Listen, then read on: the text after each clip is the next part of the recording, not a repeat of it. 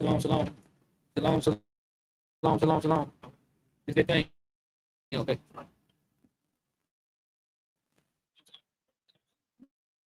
Yeah, man. Good. Okay. Verse Psalm chapter 81 and verse 6. This book of Psalms chapter 81 verse 6. I will remove his shoulder from the earth, his hands from the depth from the pot. So the Lord said, I removed his shoulders from the burden, right? Meaning, he took that hardcore bondage off of him. Right? Read verse 7. Verse 7. Thou callest in trouble, and I delivered thee. I answered thee in the secret place of thunder. Read. I proved thee at the waters of earth. So this is just going into how we blow the trumpet, but we're also going into, like, when we go into us even crying aloud on the streets, right? That's when we want the Lord to hear us. Like, when you sound the trumpet, this for like to an alarm or to a bird, right? Or when we cry out to the Lord, these are the things the Lord expecting us to do. Especially going, like you say, on the memorial blowing the trumpet. Brothers and sisters should be, should have been come up with this thing on fire, man. You got a double seven, you got the boy blowing the trumpet, and you got this thing at the same time, man. Come on, man. Brothers.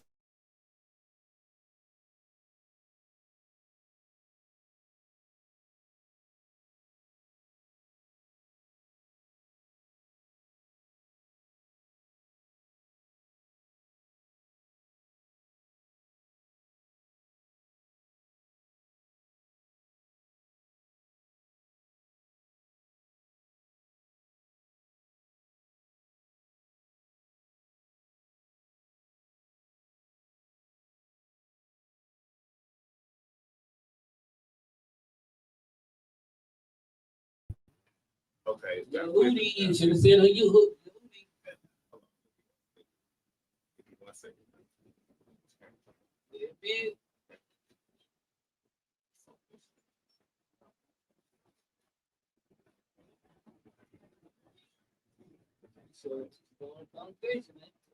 There we go. All right. Esau. There we go. Yehudi.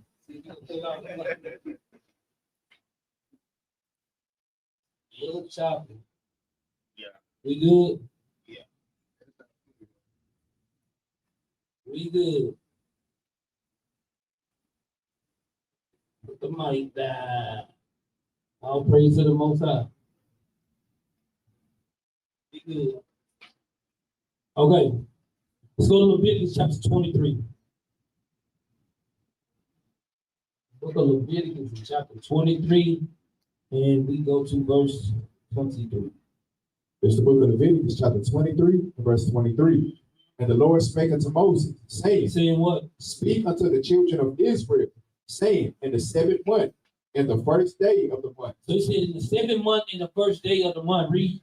Shall ye have a Sabbath, a memorial of blowing of trumpets, and a holy convocation. So guess what? You best believe this is what we on right now. We on this. And a holy convocation. So guess what? You best believe this is what we on right now. We on this. Somebody speaker, somebody phone picked up to the speaker. Let's turn y'all Bluetooth off right quick. Anybody phone picked up to the speaker? Whoever watching the class, phone picked up to the speaker. And then, well, God dang it, Satan. Rebuke you, Satan. No, so man, this device must have a spirit on it. Or a spirit can jump on anything. Spirit can jump on anything, man. God dang it. Let's read on, man. Verse 25. Ye shall do no servile work therein. But ye shall offer an offering made by fire, which we don't do now. Why don't we do the offering made by fire? Let me see it, brother, sister. Why we don't do the offering made by fire?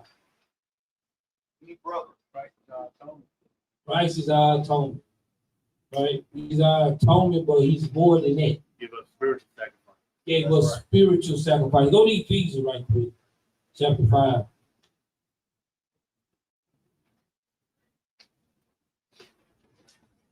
So brothers and sisters got to know these things. For real. Key words, brothers. It don't stop just because we out there at camp. That continue on, especially more so in class, man. We need brothers to be tuned in, man, undistracted. Okay?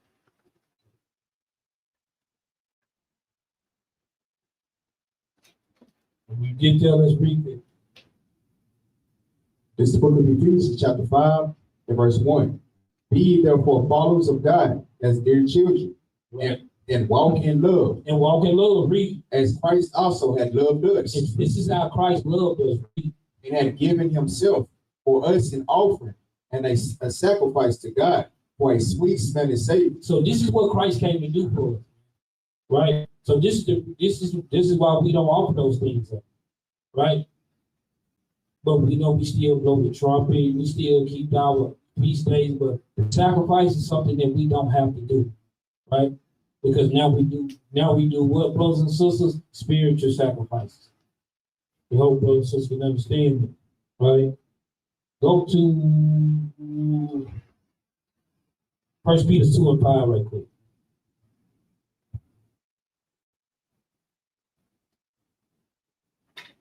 Because now Christ made himself a living sacrifice, so now we supposed to do what? Give what? Spiritual sacrifice. Same thing that Sirach chapter 35 and verse 1 is saying. Same thing what Romans chapter 12, verse 1 and 2. All right, but read this. This is the book of 1 Peter, chapter 2, and verse 5. Ye also, as lively stones, are built up a spiritual A house spiritual house, read. and holy priesthood to offer up spiritual So sacrifices. this is what we supposed to be doing now. So we don't offer a literal sacrifice, we offer up a what? Spiritual sacrifice. Right? Meaning giving your time. Give me devote your understanding. It's just study to show yourself approved in the scriptures, man. So this is why we give up a spiritual sacrifice, man. This is what the Lord called alms. This is what you call alms in the New Testament, right?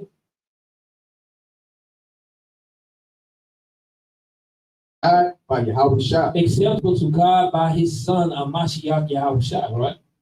This is the reason why we do those things, right? Let's go back to Numbers. Real quick, what's another one of the classes we always bring out comparing offerings and sacrifices? Stay tuned with the class. Out here in the spirit. Need rules to be on that, man. Rules got to be on that. Rules in the spirit. When those precepts come out, you should damn sure know Sirach chapter 35, man. That's the class. We always go over that. Read that right quick. Sirach 35 and 1. Guys, here, Sirach 35. A lot of people looking up with those squinty eyes. For real, and should know. Read that right quick. This is the book of Sirach, chapter 35, and verse 1. He that keepeth the law, bringeth offering enough. Read it again now. He that keepeth the law, bringeth offering enough. He that keepeth the law bringeth offerings enough. Saying the same thing we just read. Where do we just read these things? And what else?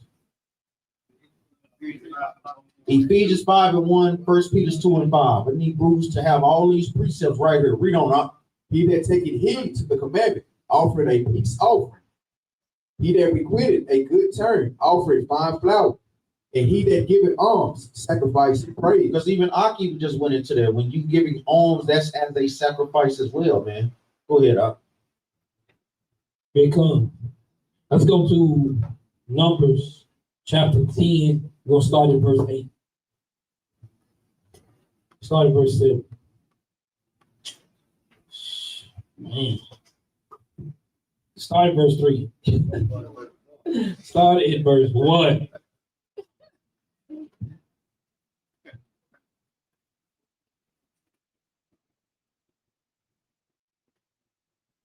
This is the book of Numbers, chapter 10, and verse 1. And the Lord spake unto Moses, saying, Saying what? Make thee 2 trumpets of silver, of a whole piece shalt thou make them, that thou mayest use them for the calling of the assembly. So the trumpets were used what?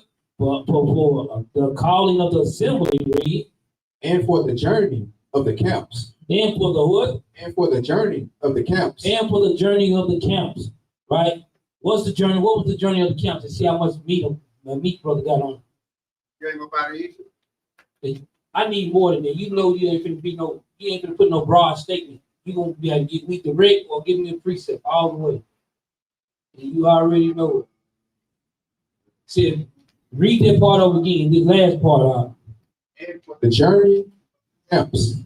And for the journey of the camps. What's the journey of the camps? What was that considered? What brothers got on them, man? See, I need to see how much meat brothers got on them. On the journey to the promised land. Yeah. But it's more to it than that, though. Yeah, it's more to it than that. God dang it, brothers. Sacrifice. No. No. Yeah. Huh? Okay. What's the history? Let me see. Because when I'm asking, because when I go through a lot, you know I'm going to go through the history of the Bible. Because I'm going to go through storylines. This is something I'm going to do every single time. So, how did the children of Israel know when to leave when they was sojourning, when they was going in the lands, going in these different lands? How did they know to leave? Lord of the trumpets. So what is this talking about, then? So ain't this talking about what we talking about? Let's read this again. Verse 2 from the top. Make thee 2 trumpets of silver. Of a whole piece shalt thou make them, that thou mayest use them for the calling of the assembly. For the calling of the assembly, and for this next part, for what? And for the journey of the camp. Y'all see how they go. So guess what? They called to blow the assembly, but then they called, say, hey, we ready to journey. How did we know? I don't got this right written down. How did we know it was ready to go? When they went? Well, how did they know? By the blood of the trumpet. By the blowing of the trumpet, but they had another sign to them. Huh? By the what? Cloud. The clouds and the moon. Right? So this is how the heathens, this is why we be on brothers to try to explain things to brothers, because how what we had with the Lord, he showed, and that's why when the Lord said he showed many signs and wonders, right? And he had those things set up for us. So guess what? We didn't know when to move, when to stay, hey, how long to stay, how long to move. Why you think the children of Israel in 40 years in the wilderness, they was moving around? Why was they moving around? It was a reason for that, right? And so when they called the assembly for the people, then they called when they was ready to journey. Just like when we went to go take over all these different lands, guess what we did? We went to the land, the Lord called the assembly for the armies, then he called the journey for what land we need to go take. All these things go one and the same. What you got, Fred? Yeah, I'm looking at Numbers 9, verse 17. Yes, it goes into it heavy. The brothers got to have this the reason why brothers and sisters got to have, like, especially the understanding of the scriptures. So when you read it, is you don't want to like not know what that means. Right? So when you go into chapter, like say, especially going to like chapter 9, chapter 8, chapter 7, these things goes into this, right? Read on. Verse 3. And when they shall blow with them, all the assembly shall assemble themselves to thee at the door of the tabernacle of the congregation. In the door of the tabernacle of the congregation, right? But that journey is going in this chapter, it's gonna speak on it, right? When we get down like 5 or 6, something like that. But let's read on though. And if they blow but with one trumpet, then the princes, which are heads of the thousands of Israel, shall gather themselves unto thee. When he blow an alarm, then the camps that lie on the east parts shall go forward. So y'all see, he said, if you blow one, it's giving direction. He told them to make 2 trumpets. Brothers and sisters see that. But he said, if you blow one, there was assembly for a direct amount of people, right? It's showing us, it says the heads and the thousands, they shall gather, right? But read on. Verse 6, when he blow an alarm the second time, then the camps that lie on the south side shall take their journey. It shall take their journey, but read on. They shall blow an alarm for their journeys. They shall blow in alarm for their journeys, brothers. Get that. So it's not just for the blowing of the assembly, it's a blowing for the journeys too. Right? But read on. Verse 7. But when the congregation is to be gathered together, ye shall blow, but ye shall not sound an alarm. So you see how they go? It's a difference between blowing the trumpet and sound the alarm. Well, it's a skillful word. You have to be how you say, you have to be somebody that was skillful to blow that thing, man. Right? Go to Sirach chapter 50 right there. Brothers and sisters understand why they're so heavy. Who knows why they're so heavy? Because not only what you got, You'll know how to prepare for whatever's coming. that's right. That's one key point. But in all, the main point is it teaches us discipline and order. That is something that we do not have as a nation of people. Even when we try to set particular things in order in the congregation, you have brothers and sisters that feel some type of way. Oh, you got nigga because you don't know order. And we have to, guess what, get things in order. That's the point. This is showing order, structure, and discipline. This is what this is all about, man. Remember, we're not just a nation of people, but we are what? We're the army of the Most High God. Our army has order, man. It has rank, it has structure. That's why you have the elders being called first. You brothers understand that. That's why we follow that same measure when we doing what? With the food. We have what? Brothers, officers, captains, soldiers, so on and so forth. We're not just pulling these things from nowhere. We're doing what the scriptures are saying. Right? Let's go to Sirach chapter 50 and start at verse 14. This is the book of Sirach, chapter 50 and verse 14. And finishing the service at the altar, that he might adore the offering of the Most High Almighty. Right, this is going into Aaron and the priest. Read. He stretched out his hand to the cup and poured of the blood of the grape.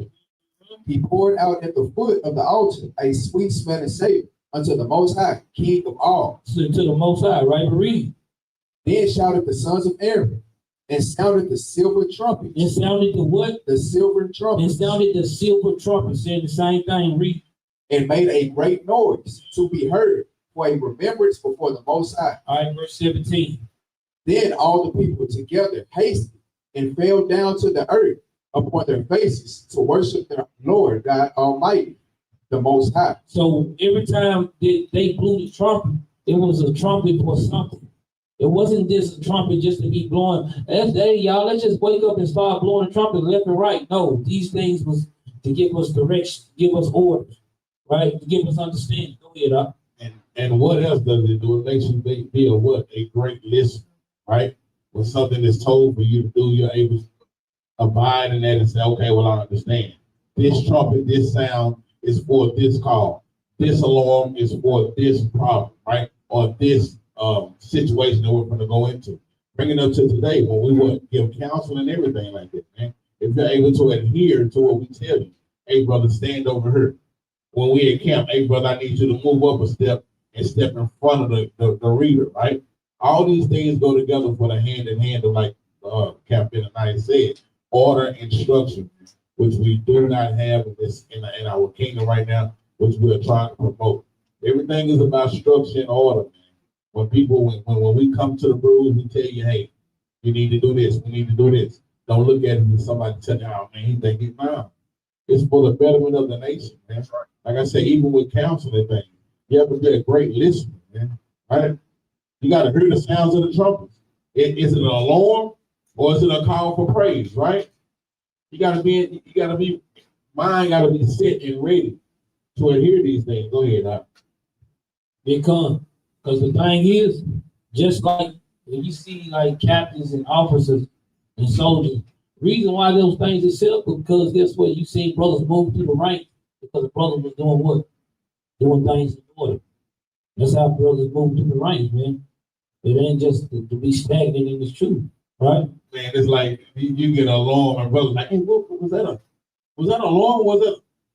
So you got everybody else running in haste and you sitting there throwing up praises. Like, where they going? Oh, it must have been another. the Lord ain't gonna be able to use you. Right? Just think of that, man. That's exactly what it is. Go ahead. Let's go back to Numbers chapter 10. We're gonna start at verse 8.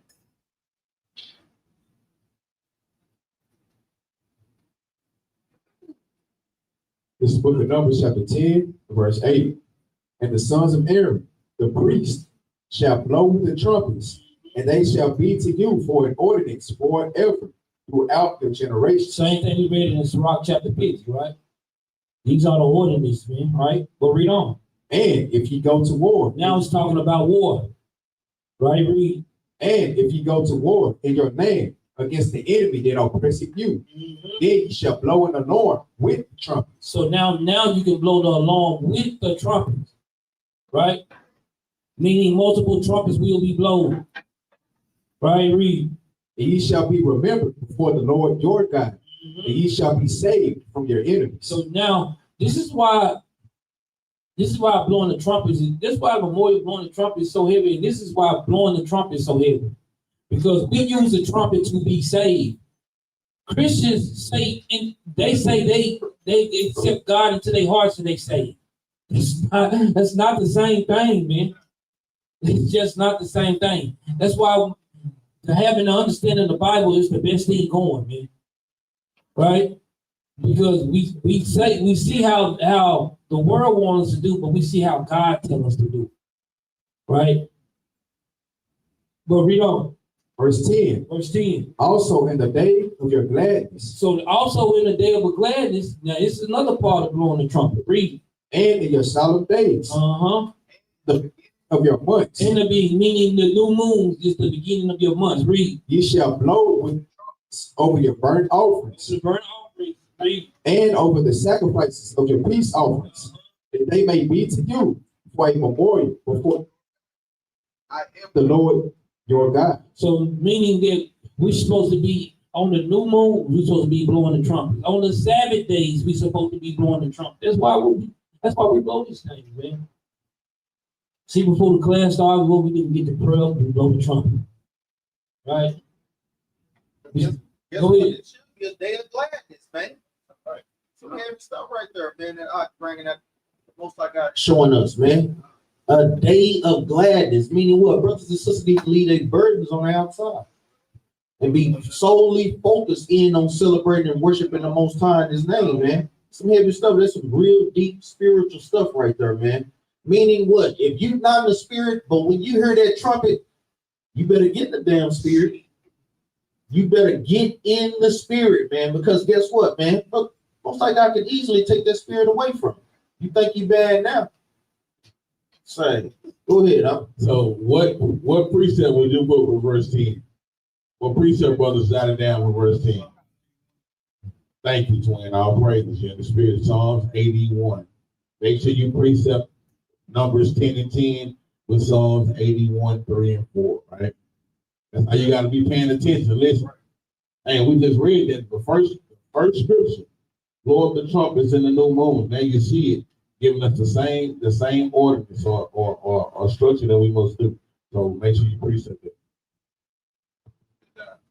Big color on it. Go to Numbers chapter 31.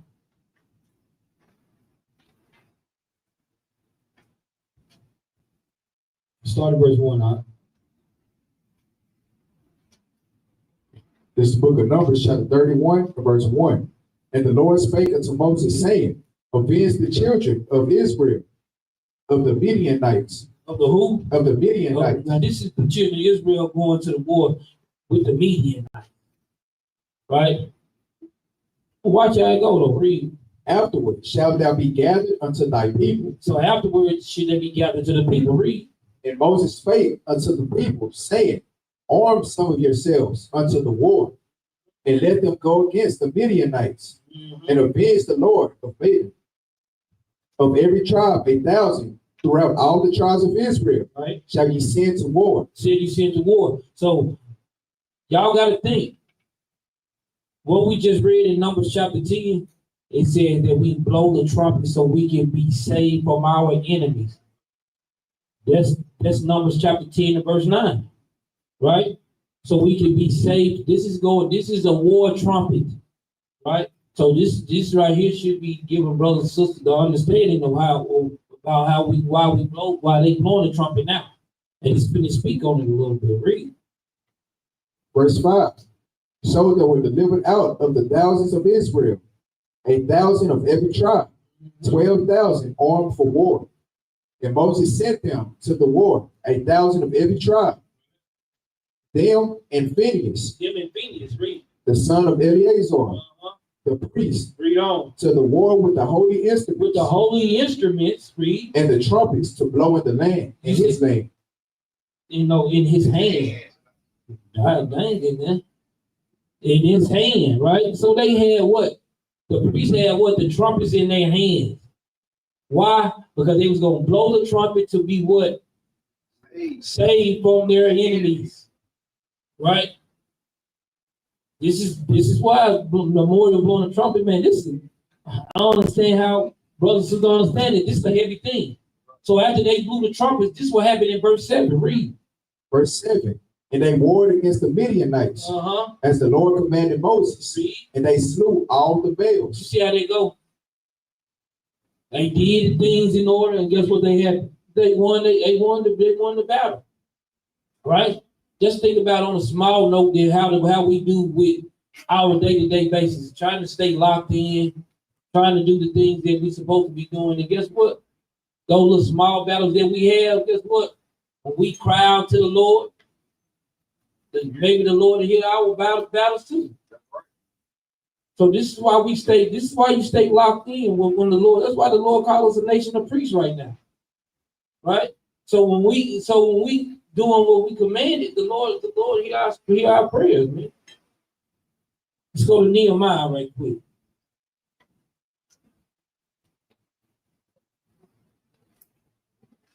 Let's go to Nehemiah chapter 8, start at verse 1.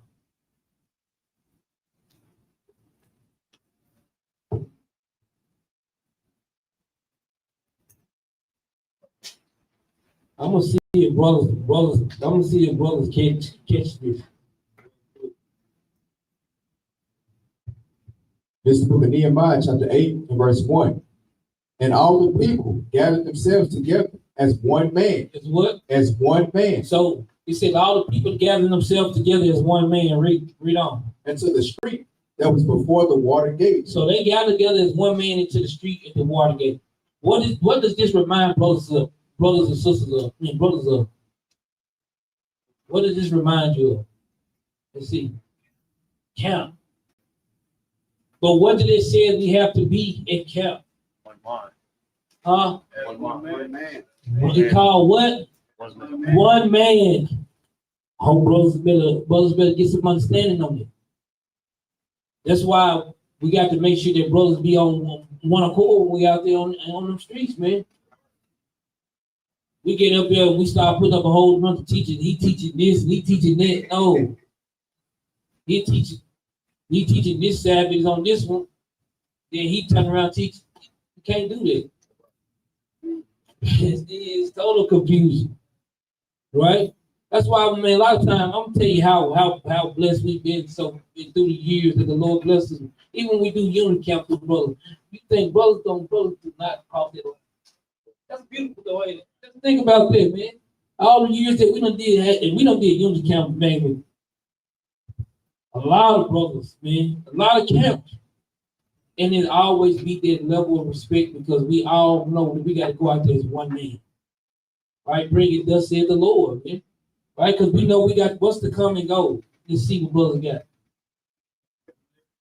It's big back to the man, but it's more than that. What's to come and go?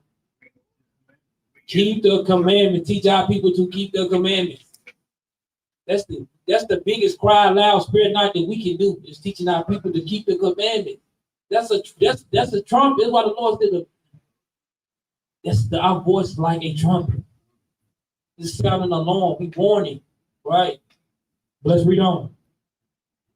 And they spake unto Ezra, the scribe, to bring the book of the law of Moses. To bring the book of the law is one man to bring the book of the law of Moses, meaning what? The law, statutes, and commandments, right? Read. Which the Lord had commanded to Israel. Uh-huh. And Ezra the priest brought the law before the congregation, right? both of men and women, and all that could hear would understand it upon the first day of the 7th month.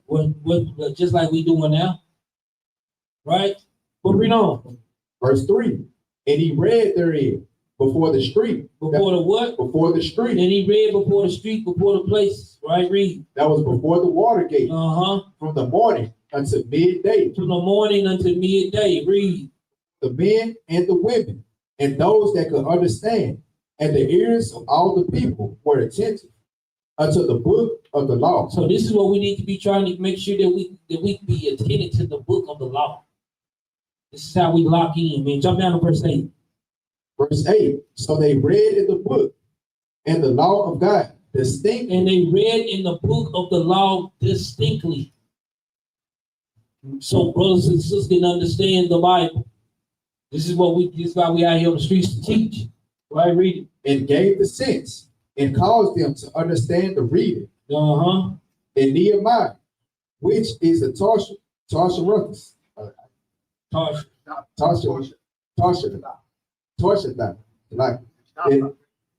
And Ezra the priest, the scribe, and the Levites that taught the people, saying unto all the people, this day is holy unto the Lord your God. Right, read. Mourn not, nor weep, for all the people wept when they heard the words of the law. So guess what? Just like us here in the Bible, in this day the Lord tell us to do what?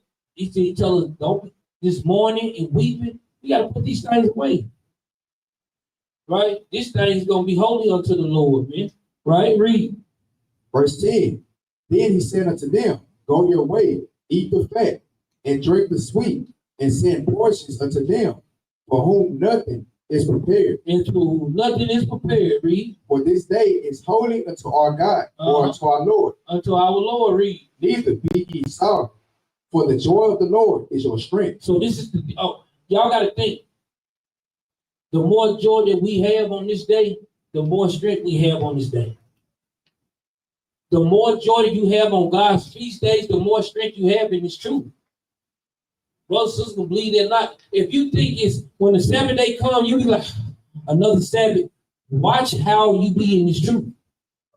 If the 7th day comes and you on fire, watch how much growth you get in this truth. You can try to think it feels that way or not. You're gonna see a lot of people walk out the door and a lot of people still go. Because they felt like this was a burden to them. If you think the Sabbath day is a burden, hold on to your horse. The Lord got it. He got something for you. You say, okay, you can go this way. You ain't got to be here. Right? If you think it's just a burden to you, you don't have to be here. This is how our God speak with us. Like a stern father. Like you're going to have to get some understanding about it, right? Let's go to Joshua. Real quick. Read verse 2 again, right quick. Verse 2 from the top. I have a question for brothers. Read that up. And Ezra the priest brought the law before the congregation, both of men and women, and all that could hear with understanding, upon the first day of the 7th month. Brother Fred, what high holy day is that?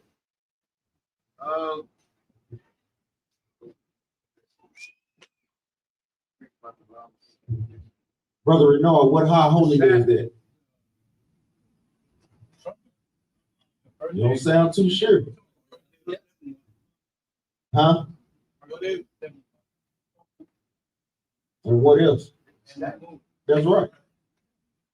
It's a Sabbath, but like how I said, you use it as a broad statement because you really don't know.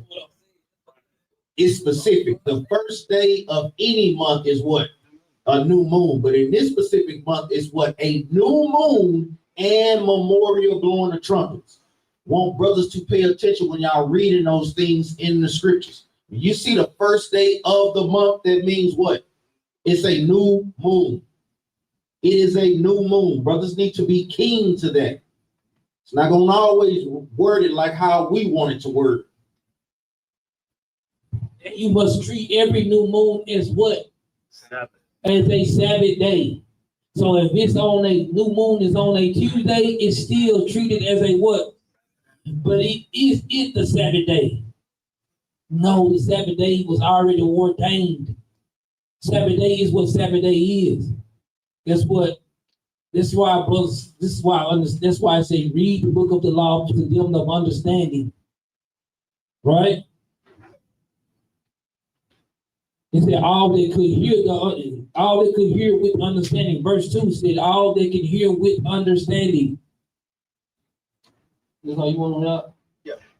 Big calling on that. Let's go to Joshua chapter 5. We'll start at verse 8.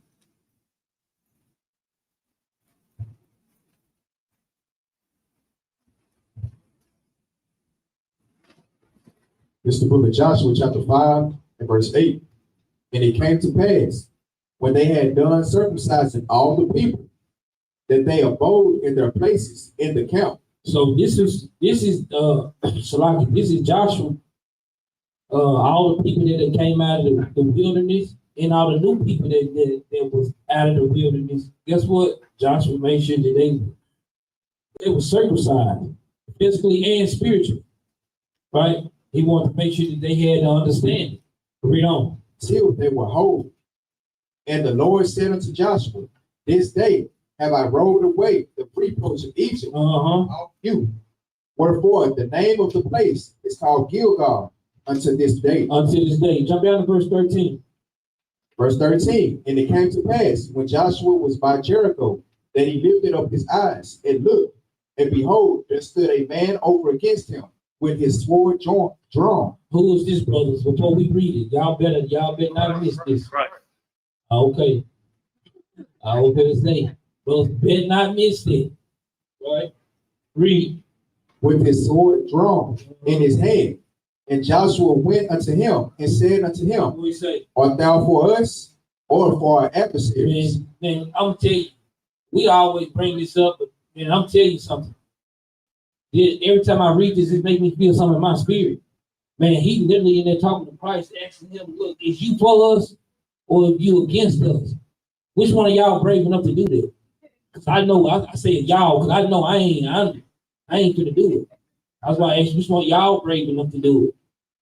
But some of the people a lot of these people that don't understand the Bible, they are brave enough to do it. And they mean that though, right? Joshua wanted to know because he didn't know who this dude was. That's why he said amen, right? With a drawn sword. Joshua had to ask, right? But read on. Verse 14, he said, nay, but as captain of the host of the Lord am I now come. So guess what? He presented who he was to give him an opportunity to get it right. Right? And this is how the truth is being given to us. The Lord presents it to you and for the option for you to see if you're gonna get it right. Everybody got an option. Everybody in this truth got an option. Guess what? We be faced with the biggest thing that we can be faced with in this truth. And guess what? You got an option to get it right, or you got an option to keep carrying on what you're doing. Everybody got the same option, right? But we got to do like Joshua did. Read on. And Joshua fell on his face. And then Joshua did what? And Joshua fell on his face. Joshua got it right. Joshua fell on his face, man. Read. To the earth. To the earth, read. And did worship. And said unto him, What he say? what saith my Lord unto his servant? Now, you see how he got it? He got it together. Right? Read on. And the captain of the Lord's host said unto What Joshua, he say? loose thy shoe from off thy foot. Now, guess what? Now that he got it together, guess what the Lord finna do? Try you and see if you is all together. Take your shoes off now. Y'all see how they go? Think about when we in the scriptures, we think it's spiritual, right? We gonna see a physical attributes of the scripture, but we always see the spiritual side of it. After you've been faced, after you wonder, after you get tried, then guess what the Lord do? Try you again, right? Take your shoes off, right? He already fell to the ground. I'm showing my humbleness. Now take your shoes off, right? We'll read on. For the place whereon thou standest is holy. And Joshua did so. And Joshua, that's why I say, and Joshua did so. Put emphasis on showing that, guess what? Yes, he did. He stayed in the order of it. But read on. This book of Joshua, chapter 6, and verse 1. Now we know the Bible beforehand. It was in the numbers, in the chapters, and all of that. No. That's why when Christ, they say when Christ read in the book of Isaiah, it didn't say he read in the book of Isaiah chapter. He didn't give no chapters. Brothers understand it. But read on. This is the book of Joshua, chapter 6, and verse 1.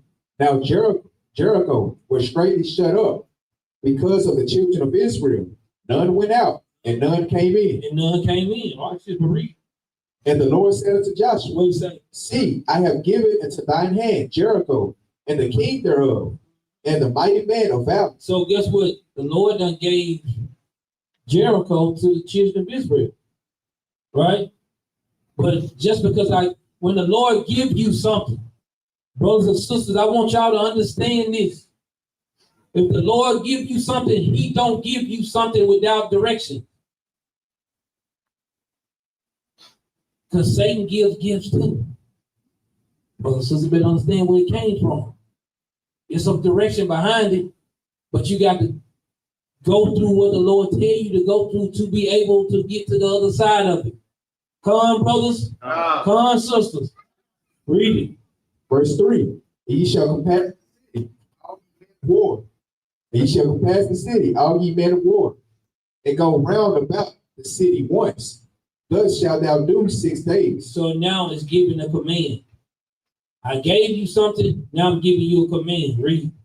And 7 priests shall bear before the ark 7 trumpets of ram's horns. And the 7th day ye shall compass the city 7 times. Read. And the priest shall blow with the trumpets. And the priest shall blow the trumpets. Right? Meaning what, brothers? Let's see. Sound the alarm. To sound the alarm. And to be what?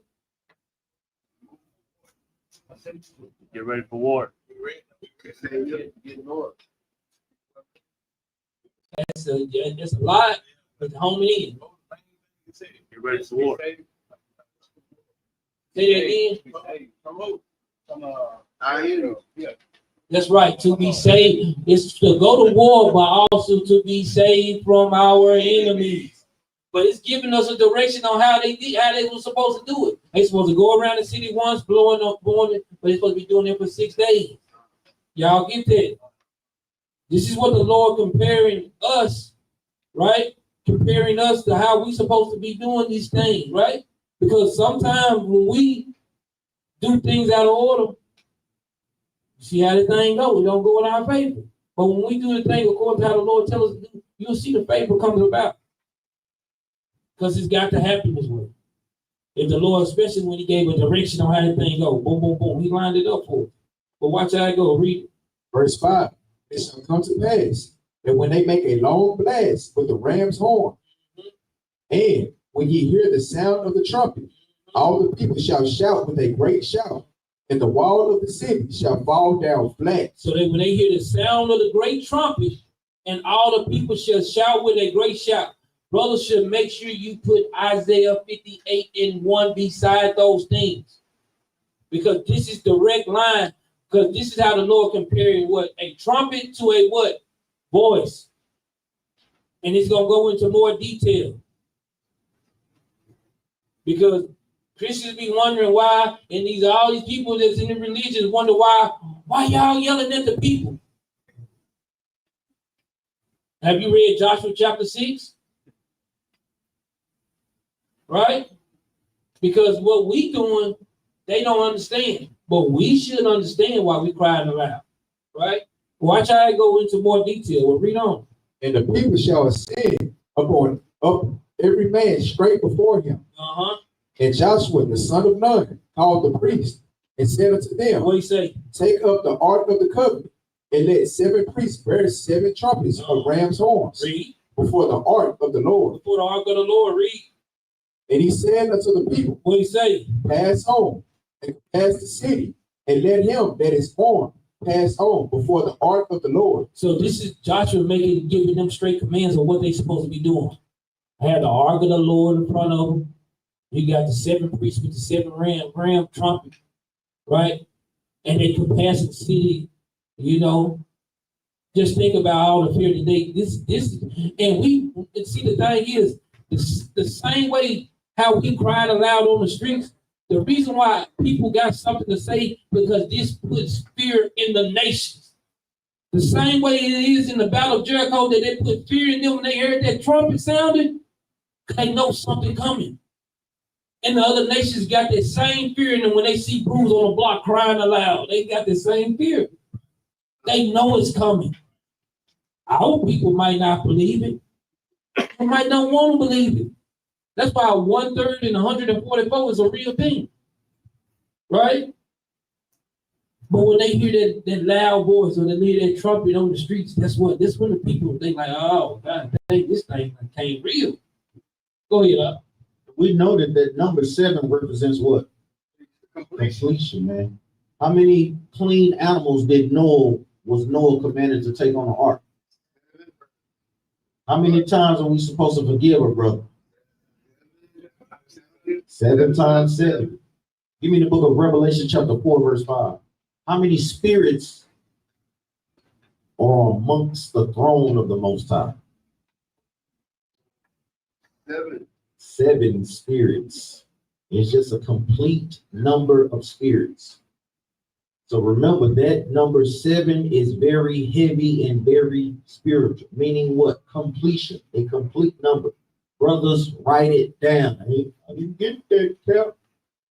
I didn't get it. Yes, you did. You wasn't paying attention. You was not paying attention. You was distracted. That distraction spirit is something real, for real. I'm talking about Satan use you to take you away from something so important that quick. All it takes is a second. Read that right quick, Doc. This is the book of Revelation, chapter 4, verse 5. Bring it out. And out of the throne proceeded lightnings and thunderings. Meaning the voice and the power of the Most High. Read on. And voices. And voices. Going into the 7 thunders of the Most High, going into his voice. Read on out. And there were 7 lamps of fire burning before the throne. So you have 7 lamps of fire burning before the throne, a complete number of lamps. Read on out. Which are the 7 spirits of God. Which are the 7 spirits of the Most High, represent a complete number. Give me the book of Revelation, chapter 1, verse number 4. How many churches was it in Asia Minor? 7. This number, reoccurring number, 777. Most High God created the heavens and the earth in how many days? Completely. It goes on and on. Read that right quick. This is the book of Revelation, chapter 1, and verse 4. John to the 7 churches, which are in Asia, grace be unto you, and peace from him which is, and which was, and which is to come, and from the 7 spirits which are before his throne. And from the 7 spirits which are before his throne. So you want to make sure that Bruce always have a keen mind to that number. When you read numbers in the Bible, they just not numbers. These things have a spirit behind these things, man. Go ahead, Doc. Here come. Let's go back to Joshua chapter 6. Joshua chapter 6. Make sure Bruce write them precepts down, because that gives, like you say, even going into the captivities. How many captivities, brothers? You said what? Eight. I said major captivity. Hey, I thought you said 8. Sound like you said 8. Somebody did say Somebody said 8. 7, 8. I don't know if you trying to front. You spell me. Trying to rectify that thing, man. Every major captivity. Start at verse 8. This is the book of Joshua, chapter 6, verse 8.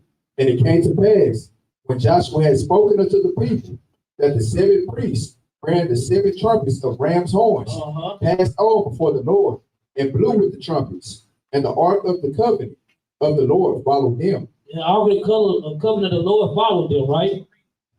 And the armed men went before the priests that blew with the trumpets, and the rearward came after the ark. The priest going on and blowing with the trumpets. And the priest going on blowing with the trumpet is commanded. Read. And Joshua had commanded the people, saying, What do you say? "You shall not shout, nor make any noise with your voice." See how this goes? He said, "You shall not shout or make any noise with your voice." Read. "Neither shall any word proceed out of your mouth until the day I bid you shout. Until the day he bids you shout." Read. Then shall ye shout. Comparing what, brothers? The trumpet to your voice.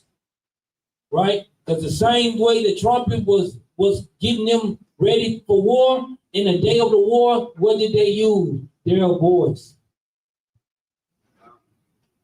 Right? Coupled with the trumpet. This is why when you cry loud, spare not, lift up thy voice like a trumpet. This is what it goes into. Right? My reason why I got to put the emphasis, I battled a so-called Christian pastor about why y'all hollering on the scripture. You must have read Joshua chapter 6. You must not have read it. He said a trumpet is just not like that. A trumpet is showing you what a trumpet is like. Right? But read on. Verse 11. Verse 11. This is the first day. Read. Verse 11. So the ark of the Lord compassed the city, going about it once. And they came into the camp and lodged in the camp. And lodged in the camp. They went back to the, they camped about it once. So that means the once was what? The first day. Read. And Joshua rose early in the morning, and the priests took up the ark of the Lord. And 7 priests bearing 7 trumpets of ram's horns, right, before the ark of the Lord. Before the ark of the Lord, read. Went on continually and blew with the trumpets, and the armed men went before them. But the rearward came after the ark of the Lord, the priests going on and blowing with the trumpets. Right. Read on. And the second day they compassed the city once. See how they go? The first day completed. Now the second day, here it comes. They come again, the same thing. Read. And returned into the camp. So they did 6 days. So they did how many days? 6 days. Brothers, get that. Read.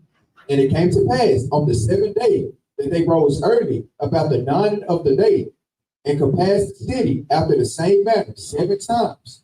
Only on that day they compassed the city 7 times. So only on that day they compassed the city 7 times.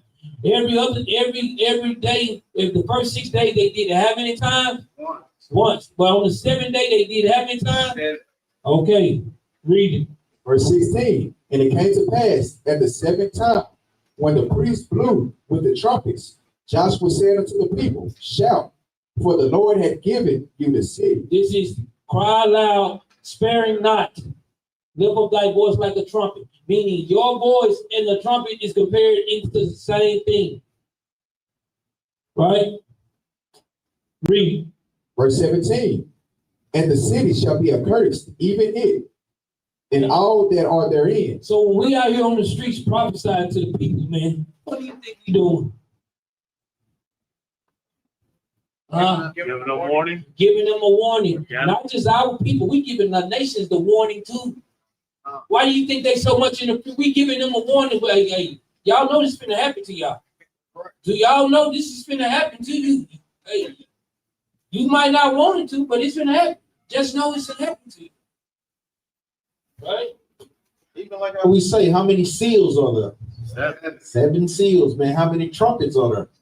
7 trumpets, man. And these things being unlocked as we speak. Twin, what trumpet? What seal are we in? Need brothers to know this. The 5th. How do we know that?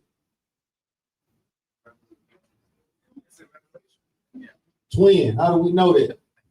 You said, damn. Hold up, let me hear twin. No, damn it. Brother Azariah, how do we know we're in the 5th seal? Go ahead, help him out.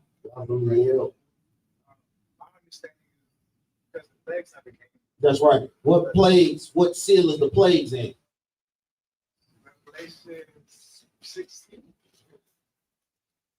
Which one? Just the number. Which plagues do this? Which seal do the plagues come in? Jonathan. Which plagues, brother Uriah? What plagues do the seal come in? I mean, obviously, damn it. What seal do the plagues come in?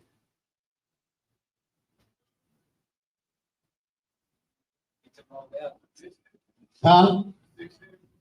I don't know. He said you was guessing. You guessed right. They come in the sixth seal.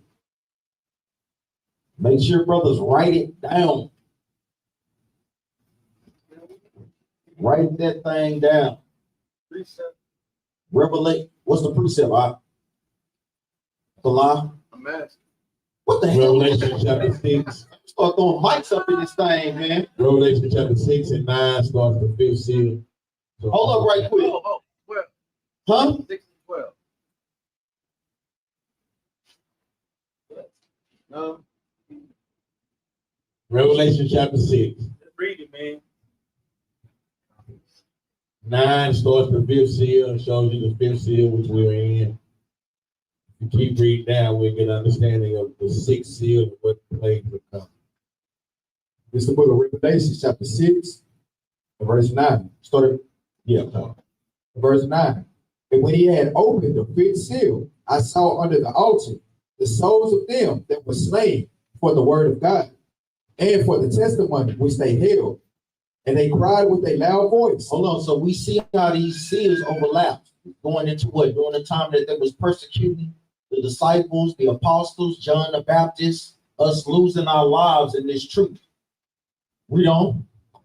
With a loud voice, saying, How long, O Lord, holy and true, dost thou not judge and avenge our blood on them that dwell on the earth? Read on. And white robes were given unto every one of them. And it was said unto them that they should rest yet for a little season. Being where? In the chamber of souls with the Most High. Read on up. Until their fellow servants also and their brethren that should be killed as they were should be fulfilled. Also going into what? The persecution of the church. The persecution of the Israelites, which is known as what? Jacob's trouble. Read on up. Verse 12. And I beheld when he had opened the sixth seal, and lo, there was a great earthquake. Read verse 12 again. Verse 12 from the top. And I beheld when he had opened the sixth seal. So when he opened the sixth seal, read on. And I beheld when he had opened the sixth seal, and lo, there was a great earthquake, and the sun became black as sackcloth of hair, and the moon became as blood. And the stars of heaven fell unto the earth. What are the stars of heaven? The nukes. Read on up. Even as a fig tree casteth her untimely figs, when she is shaken of a mighty wind. So when he opened the sixth seal, then we see John the Revelator doing what? Describing destruction. Further letting you know by process of elimination, if we're not in that destruction, that we by default are in the fifth seal. You brothers understand that? Go ahead, Al. Big on it. Brothers got this. What seal? Seal. What precept again? Revelation 6:9. All right. Let's go back to the book of Joshua.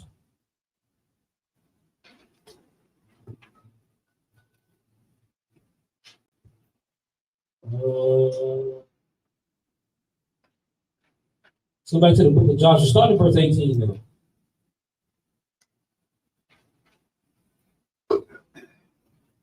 This is the book of Joshua, chapter 6, verse 18. Or No, verse 18. verse 18. Well, verse 17 going to Rahab the harlot, right? How they sent the two spies over. Well, verse 18. Verse 18. And ye, in any wise, keep yourselves from the accursed thing, lest ye make yourselves accursed. Read. When ye take a cursed name, and make Israel a curse and In trouble. And this is the same thing that they did in what? The battle of AI. It's giving you warning. They said, don't take up the accursed thing because you'll make the camp curse. In the next battle, what did one of them do? Took up the accursed thing and made the what? Camp curse. That's why they all got to be as what? One man. Everybody on one accord. Con, God. read it. Verse 19. But all the silver and the gold and vessels of brass and iron are consecrated unto the Lord. Unto the Lord, read. They shall come into the treasury of the Lord. So guess what? The Lord told them what to take and what not to take. He already killed all the male. To bind up a strong man, what you have to do? Take away the middle. You got to first bind that strong man. He took the strong out, so we ain't got to worry about nothing strong to try to defeat us. We already got it. Right? Verse 20. Verse 20. So the people shouted when the priest blew with the trumpets. And it came to pass when the people heard the sound of the trumpet, and the people shouted with a great shout, read. that the wall fell down flat, so that the people went up into the city, every man straight before him, and they took the city. And they took the city. This is how we took Jericho, right? Comparing this is why our voices in this truth is so important. This is why the trumpet is so important. This is why before we got in the truth, we had no culture. We had no customs. We had none of these things. But now that we can read in the truth, these things right here come alive to us when we read the Bible. And it's supposed to come alive to us. If it don't come alive to you, guess what? You just reading by default. You reading how the Christian read. Because a Christian read the Bible, they read it to none effect. Right? They read it to none understanding. They read it to try to find out how. Nowadays Christians read right now to try to find out how to attack us or to try to defend themselves against us, but they have no leg to stand on. Right? So guess what? They can try to just read the New Testament only and think that it's gonna work out. You'll see the next person they come up, they get what? Oh man, I got some questions to ask you. They be the same person that just heard some Christianity yesterday. And soon they come in. Hey man, John 3:16, like brother. But to us, it's getting redundant. To them, it's another Christian that's supposed to be saved. And they not saved. They say, I ain't saved, homie, you ain't either. Right? And that's why it was so heavy for them to understand our Bible. When they understood our Bible, they knew how to do what? Unravel the things that the Most High God has set up. Prime example, I gave a great point on when you want to take over a land, you do what first? Bind the strong man, meaning what? Destroy the men. So now why do you think it's a big effort to do what? Push the so-called Black, Hispanic, and Native American woman over us as a nation of people? Because they understand that sisters don't have protection without the men. Right. They understand these things. So they'll do anything in their power to unravel the divine order that the Most High God has set up, which is what? God, Christ, man, woman, church. Those things are set in place for a particular reason, for physical protection, and more importantly, what? Spiritual protection, man. A lot of times say we can't do it without each other, man. We just can't, man. Go ahead, Al. And so, just like how we read, like we used our voice, this was a direct line from us to the Lord, right? This was like we used the trumpet. It was a direct line to Lord. We need to be helped. We used our voice, Lord. We need some help. When we shouted to the Lord and give a warning, guess what? We did this for the calling of the help. What do you think the other nations try to take away from us? Let's go to Psalms chapter 2.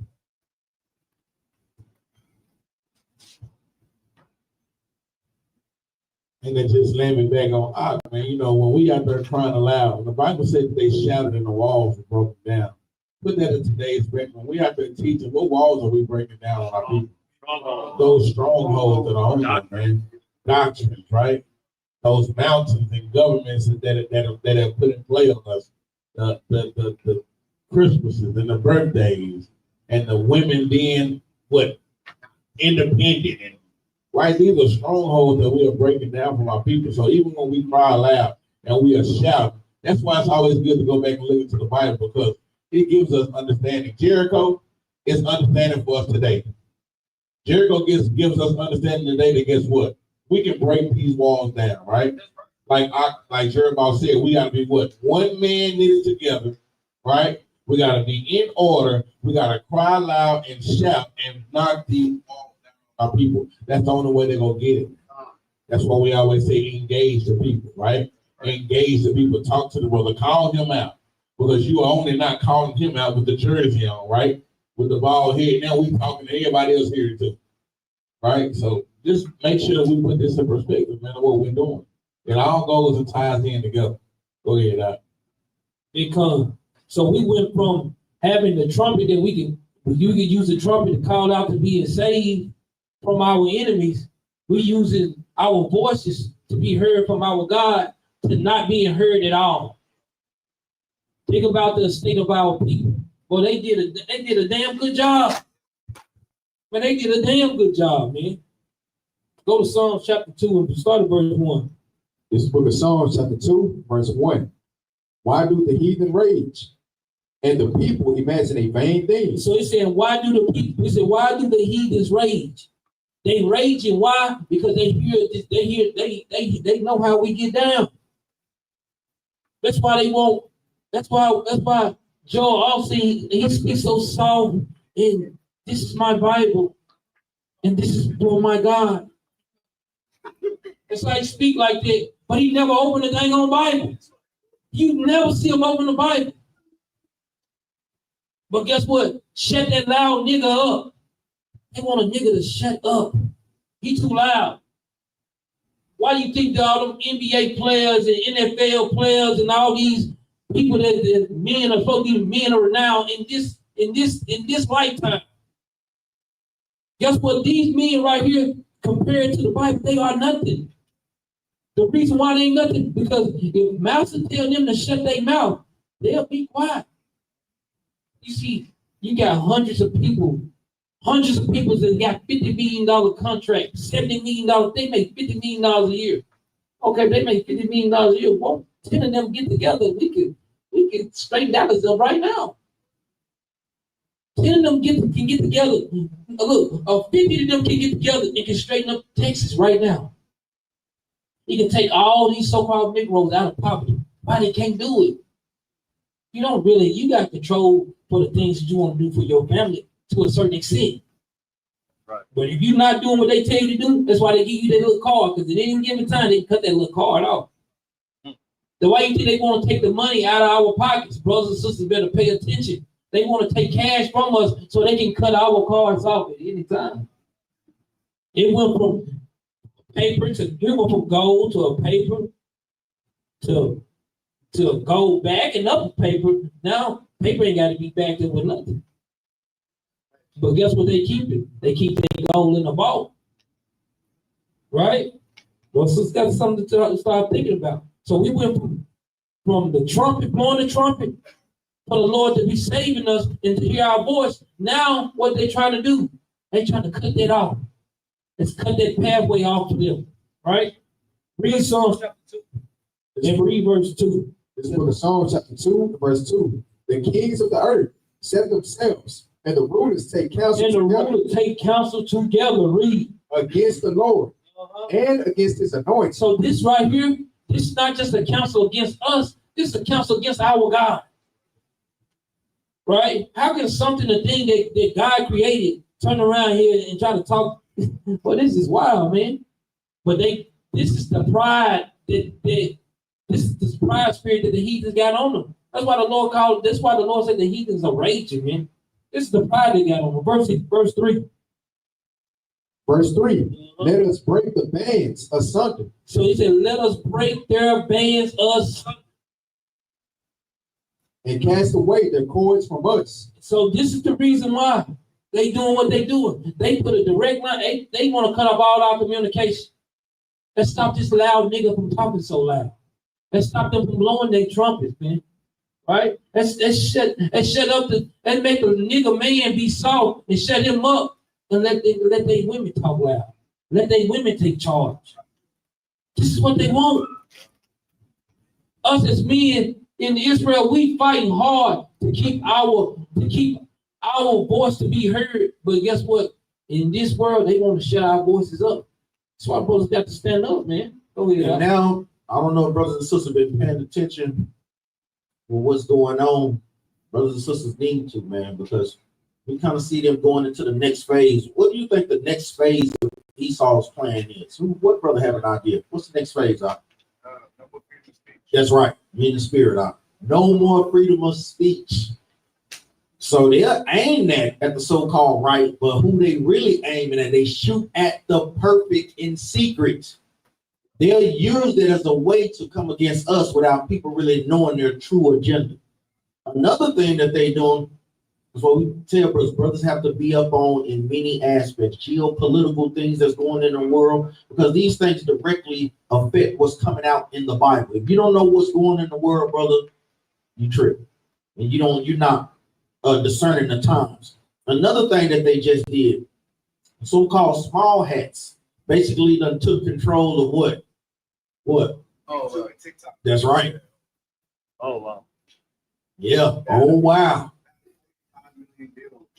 That's right. So what do you think that they doing with that? Monitoring us.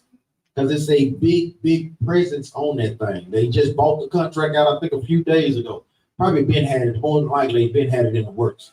So this is the next phase. That's how we know we're getting closer and closer and closer. So mind the things that you put on her. Go ahead up. Yeah, you brothers better mind you'll be banned for 3 years. Or you'll get fired for speaking on old Edomite for getting knocked down. Right. When I seen a post say, I wonder who got fired for George Floyd, get talking about George Floyd. They all talked about that. Oh yeah, he was aggressive. Oh yeah, it wasn't because of that. He was on this and that. He deserved it. Yeah, nobody got fired for that. Talk about them though. You lose your job. And you know, that's like you say, even y'all see how they study hanging Negroes, man. They hung somebody in New York too. They hung somebody in New York, Mississippi. Guess what? These is tactics to try to keep niggas in the house too. You gotta think.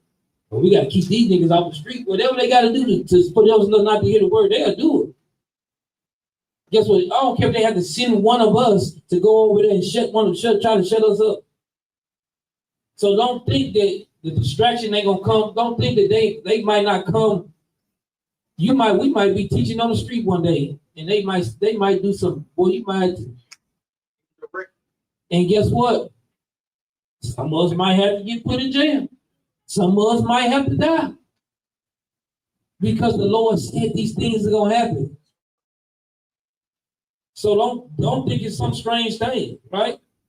That's why they try to break our bands or something. They want to stop the direct line because they know if we get our direct line back with God, they ain't got a chance.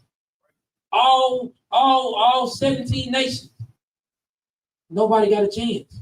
Not even the children of Israel got a chance when you got a direct line with God. The Lord said, shall not a dog move his tongue against man or beast. I mean, we can't even speak against each other. All right? Go to Psalm 73.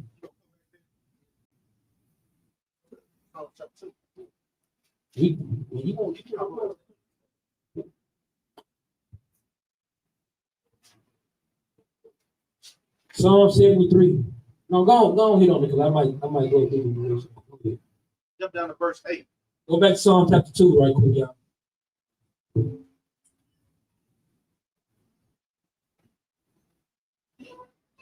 Start up at verse 7 right quick. This is for the Psalms chapter 2, verse 7. I will declare the decree. The Lord has said unto me, thou art my son. This day have I begotten thee. Thou art my son, going into Christ, and on a bigger scale going into who? Israel. Read on up. Ask of me. Do what up? Ask of me. Ask of me. Read on up. And I shall give thee the heathen for thine inheritance. Read that part again up. Ask of me, and I shall give thee the heathen for thine inheritance. Most High God is saying, ask of me, meaning what? Pray to me, and I will give thee the heathen for our inheritance. Read on up. And the uttermost parts of the earth for thy possession. And the uttermost parts of the earth for our possession. Not only just the earth, but the people in the earth. What was this said in the New Testament? What you got, Brother Renard? What was this said? You're in the spirit, brother, coming on with it, man. I'm coming on with it. Read them right quick. Let's got to have these precepts, man. Saying the same thing. I ain't saying nothing different. Using what? Different words. Read this right quick, This is from Revelation chapter 2, verse 26. And he that overcometh and keepeth my works unto the end. Read on. To him. To whom? To him. To him. Remember, he's still talking to the 7 churches in Asia Minor, which are Israelite churches scattered in modern day Turkey. So it doesn't matter. The other nations literally means the other nations, because he's pulling this from Psalms from King David. Read on, To him will I give power over the nation. Read on, And he shall rule them. And he shall what, And he shall rule them. Read on. With a rod of iron. No, he's going to take it lightly on. And he shall rule them with a rod of iron. Read on, As the vessels of a potter shall they be broken to shivers. Shall they be broken to shivers. Read on, Even as I received of my Father. And this is something heavy, because a lot of times Christians don't never want to be able to go to these scriptures. Even in the New Testament, Christ is telling us he's going to give us power over the nations. Plainly, make sure brothers write the precepts down. Psalms 2 and 8 precepts with what? 2 and 26. 26 is the point. 26, 27. Go ahead. Big come.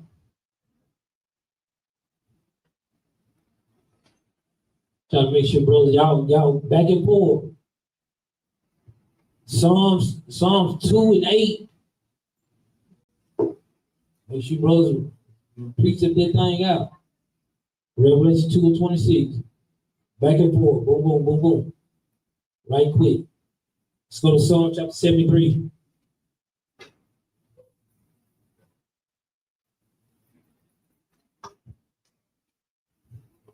Keep in mind, we're going to come back to that point too. Then Revelation 2 and 25, and then Psalms 2 and 8, we coming back to that.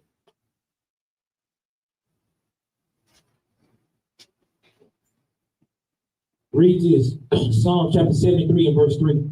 This is the book of Psalms, chapter 73, verse 3. For I was envious at the foolish. So guess what? This is why us looking at, because we got to bring the modern world, the world we live in right now. This is what our people be foolish about. This is why our people can't get the understanding of the Bible. This is why our people refuse to hearken and pull away their shoulders and stop their ears from hearing the word. This is the reason why. For the envious of the foolish, because they see Esau got away with this thing for so long, man. They've been seeing, and they continue to keep on. And guess what? You think the same eyes you look at watching them hang niggas from a bridge, watching them destroy our people, the same eyes you look at it from, they see it too. They got them eyes to see too. They mad about it, but they don't know what to do about it. Guess what? The Lord put the spirit on us to try to wake some of them people up, but everybody ain't gonna want it. But read it. Verse 3 from the top. For I was envious at the foolish. I was envious at the foolish. Read. When I saw the prosperity of the wicked. Because we seen their prosperity. It's like they never end. It's like a no-ending thing. Right? It's something that we so tired of. I know. I wake up every day. And I cut that TV on and see it eat a bite, man. I'm talking about, man, look, I got to immediately try to get myself in the right spirit, man. I'm so tired of seeing them. I can't even lie. I'm just, look. God dang it. But guess what? They tired of seeing niggas too. Don't think that they ain't tired of seeing us. You got to be out your mind. They tired of seeing. Trump's so tired of seeing that dang on Issachar, he started deporting them. Now, guess what? Now he's starting to deport Jamaicans and Dominicans. He's deporting everything. He tired. They tired. Guess what? The Israelites, we tired of them too. We tired of all the tricks y'all try to come with. Right? We tired of it. I know. I've been tired. I've been tired a long time. I'm so tired. I could bust out crying right now. I can literally tears just flowing all over my face. That's how tired I am, man. Right? But let's read on though. Verse 4. For there are no bands in their death. It's no bands in their death. Read. But their strength is firm. Because they have a firm strength, man. This thing like this, they gotta hold it like it's just like you can't even break their cycle. Negroes for years try to say amen. So you know what I'm saying? We get together, so bro, this is what we need to do, bro. No, bro, read the dang on Bible, man. Stop all this extra stuff, bro. This we get this, and then bro, no, you don't know nothing. Read the Bible, brother. Come back as an Israelite and keep God's commandments. That's simple, man. And endure to the end. Right? Because the Lord said he said for their bands, it says no depth in their bands. And they got a firm, I'm talking about it's firm on us. Right? But read on. Verse 5. They are not in trouble as other men. They are not in trouble as other men. How in the hell? He's talking to come anybody land and destroy everybody else. It ain't nothing can be happen to them.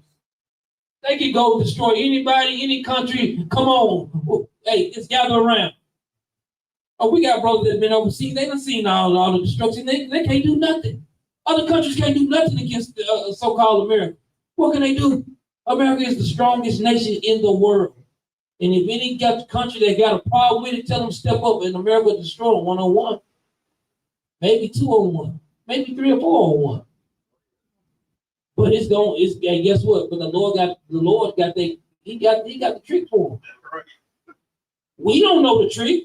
I bet you the Most High God got it. It's gonna be 10-on-1. It's gonna be who know what that 10-on-1 is. Say it again. But nah, not in that sense. We're talking about against America. What the 10 common markers. That's what it's gonna have to be. Versus them. The Most High God, they still gonna be around, man. Till Christ come and put that ultimate obliterator. Like I say, it's gonna be those 10 common markers. And they gonna, because they guess who else tired? If we tired of them, guess what? They tired of them too.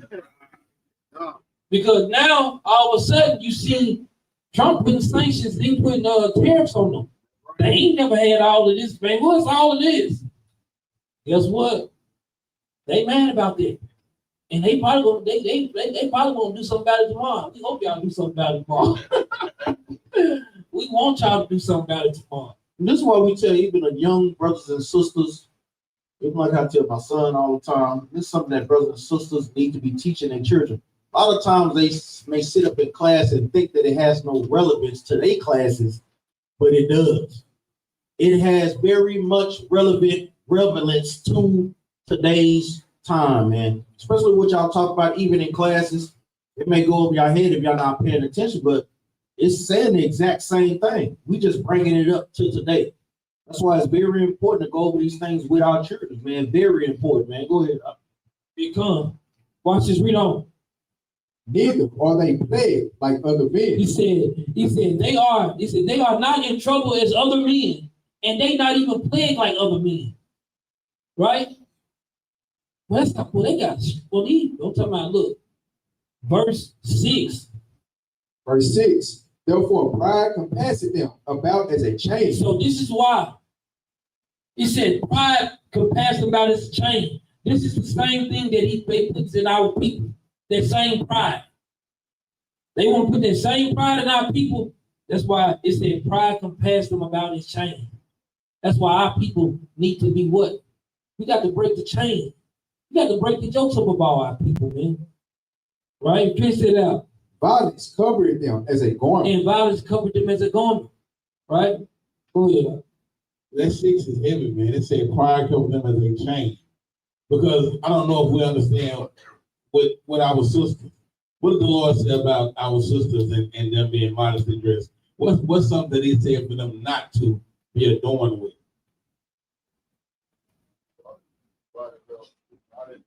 Sisters, what is your adornment? It's you, right? It's not the braided hair, right? It's not the accessories, it's not the gold. But he says that Esau and the heathen, they wear their pride like a necklace, right? That's what you see when you see them, right? He says also it's like a garment. So they are showing you who they are. And 6 is him. Read 6 one more time. Verse 6 from the top. Therefore, pride compasses them about as a chain. About as a chain. See, we're not to be seen as, oh, well, we got on this and that, you know. We are to be seen of who we are, our character, how we act, right? But they are seen as their pride is on the outside, basically. It's saying that that's who you are. When you see them, that's who they are. You don't gotta try to play the game. Oh, well, I got a couple white friends. No, because when you see them, you know who they are. You can say he's cool all day, but he's a prideful, arrogant, all of the words you want to put with him. All right? Read it one more time. Therefore, pride compasses them about as a chain. Violence covers them as a garment. And it says violence covers them as a garment. They wear this. We know this. We don't have to ask about it. Esau, no, we know who they are, right? Do me a favor, read verse chapter 74, verse 23. Real quick. I want to give it back. Psalm chapter 74, verse 23. Bring it out. Forget not the voice of thine enemies, the tumult of those that rise up against thee, increase it continually. The voice of them increase continually, right? The more, it's not going down less and lesser, right? You're getting to see heathens of all around that do not like us, even our own people now. This is why you're seeing debunking heathen. Now they coming out, and now you're trying to know. Well, what about when the Muslims are here teaching this? Right. I don't see that debunking them.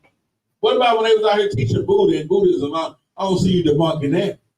But as soon as the Israelites come around, now you want to try to debunk that, right? It says their voice increased and continually. Think about it. Who is our what are some of Israel's enemies? I say enemies. You can name 2 off the muscle. You should. We should be able to name 2 of our enemies. Esau, Ishmael. What else? What's another enemy that's not a person? Satan or what? Yep. Start with an S. You got it. Satan or what?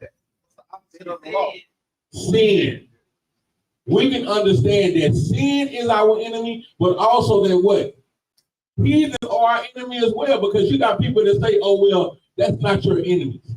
Psalm 83 is not talking, it's talking about sin, right? But it said the voice. Read this again. This is the book of Psalms, chapter 74, verse 23.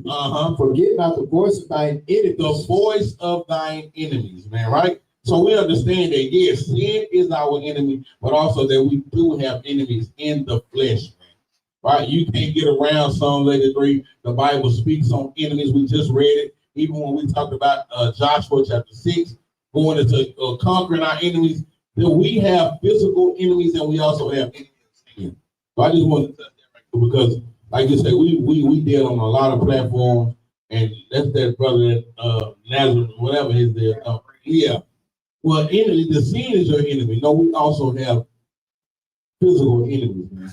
That's right. There are nations out here that hate us, and it said that their voice is continually. Go ahead. What's another aspect of their voice? Raise your hands. What is another aspect of their voice? What you got, brother Ezra? Yeah, but a bigger one than that. What you got, brother? Your car? Vision. Yeah, a part of it, but it's one main one. What you got, brother Bilal? Media. The media. The media, because guess what? We have media, 24/7 cycle. Yep. They're constantly reinforcing, guess what? Ways about us and painting us in a terrible light. They program the stuff so much. Hell, I even start to believe it if I didn't have the Bible. You really would. You're like, well, damn, maybe we are 13% of the nation that commit 70 or 80% of the crime. You have to think about, no. Snap back, no, that makes no sense, man. Now when we seeing them perpetuate wickedness on a level that they do, no, that's why it's pivotal that brothers and sisters need the Bible, because it breaks down all those strongholds that they constantly feed us with on a 24-hour cycle, man. It's flooding you constantly, man. So this is another aspect of Their flood that never stops. Go ahead. It come. Jump back over to 73 and verse 6, man. This book of Psalms, chapter 73, and verse 6. Therefore, pride compasseth them. It says, therefore, pride compasseth them. About as a chain. As a chain, man. Read. Violence covereth them as a garment. Y'all think about when we out teaching. Just think about the the bucket, brother. Man, every time you get man, brother ain't got nothing but pride on them, man. It ain't nothing but pride. Any Israelite that's in a religion, they have pride on them like you have never seen. They don't, well, I'll tell you something. They won't pick up the Bible and read no scriptures, but I promise you, that pride on them, it's a hit. But look, that's why, man, when you talk about breaking the bands or something, they broken. They rather go in what the oppressor say than to rather say what the Bible say, man. And the funny thing, it's like I say, it's so funny to watch. Hey, man, you see one of your homeboys you ain't seen a long time, bro. I need to talk to you, bro. I see what you be doing, man. Hey, man, look, he come with the same Christianity everybody else got. She come with the same Christianity everybody else got. And thinking that they gonna pull you or sway you with it. It's not happening, man. Right? Seeing how the pride put a chain on you. Get what the same, after the pride put the chain on you, get what the next thing it brings? Violence. What do? After they can't take the word, they either walk away, they be pissed off. I'll be right back. And we still here waiting for you to come back. That's the same attributes that the heathen have on them. It's the same attributes our people, they started to develop. Because now this thing began to be what? They literally put a spiritual chain on them. They took the physical chains off. Now they got the spiritual chains on them. They need to be broken. Right? Proverbs 3 and 31. I had to put it today because I had put it so long. I can't remember brother putting this mug in a long time. Read it. Proverbs 3 and 31. This is the book of Proverbs, chapter 3, verse 31. Envy thou not the oppressor, and choose none of his ways. So the Bible says, envy thou not the oppressor, and choose none of his ways. Meaning what? His doctrines, his religions, his holidays. We can't choose none of those things, man. Those things don't profit us. Right? And if we being supposed to be in the right spirit, every time they have a birthday, every time they want to celebrate, if it's not according to thus said the Lord, brothers should have a problem with it. Sisters should have a problem with it, man. We can't be choosing their ways. Their ways is wicked, our ways is righteous. But the only way our ways be righteous is if we do what, brothers? Keep the commandments. That's a simple thing. Sirach 9. Sirach chapter 9. Start in verse 11.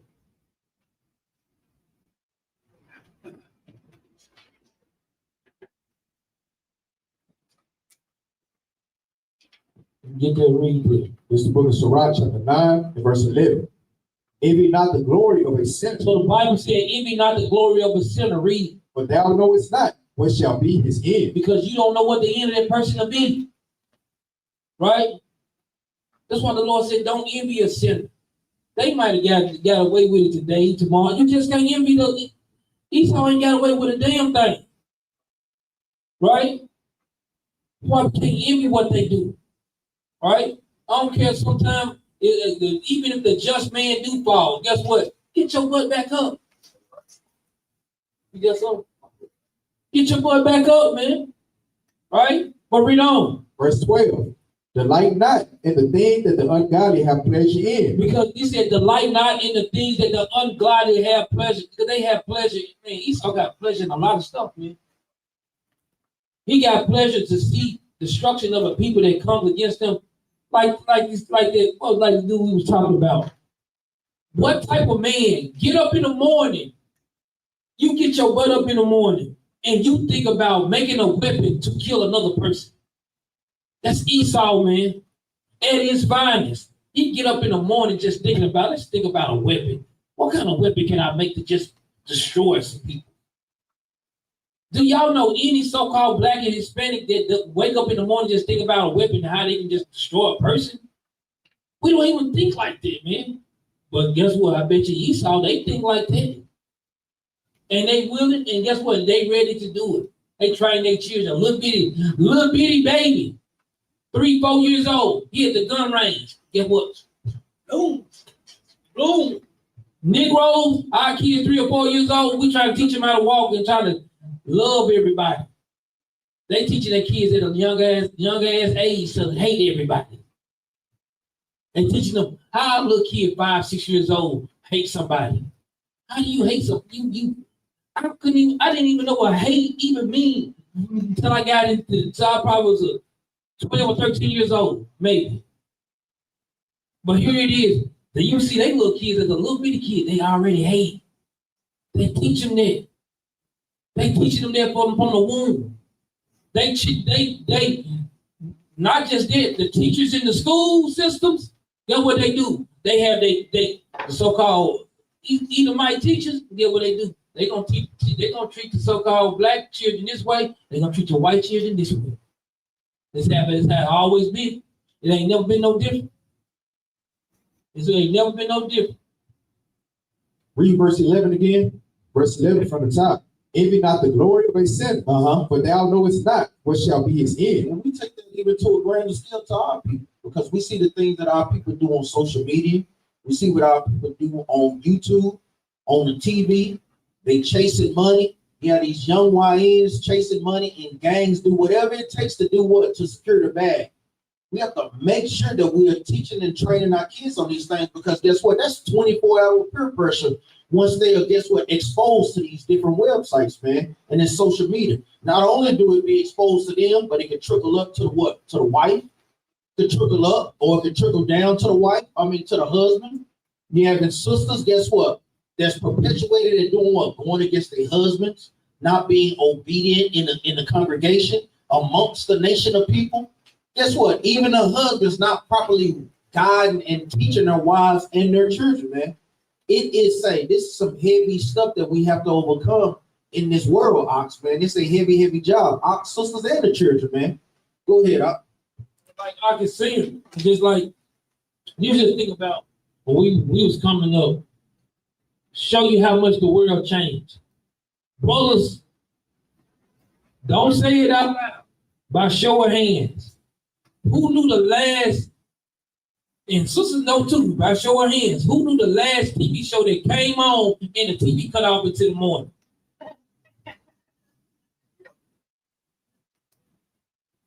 Fred, you don't know the last show that came on and the TV cut off? You can't watch nothing else until the morning. Brother, what TV show was that? Man.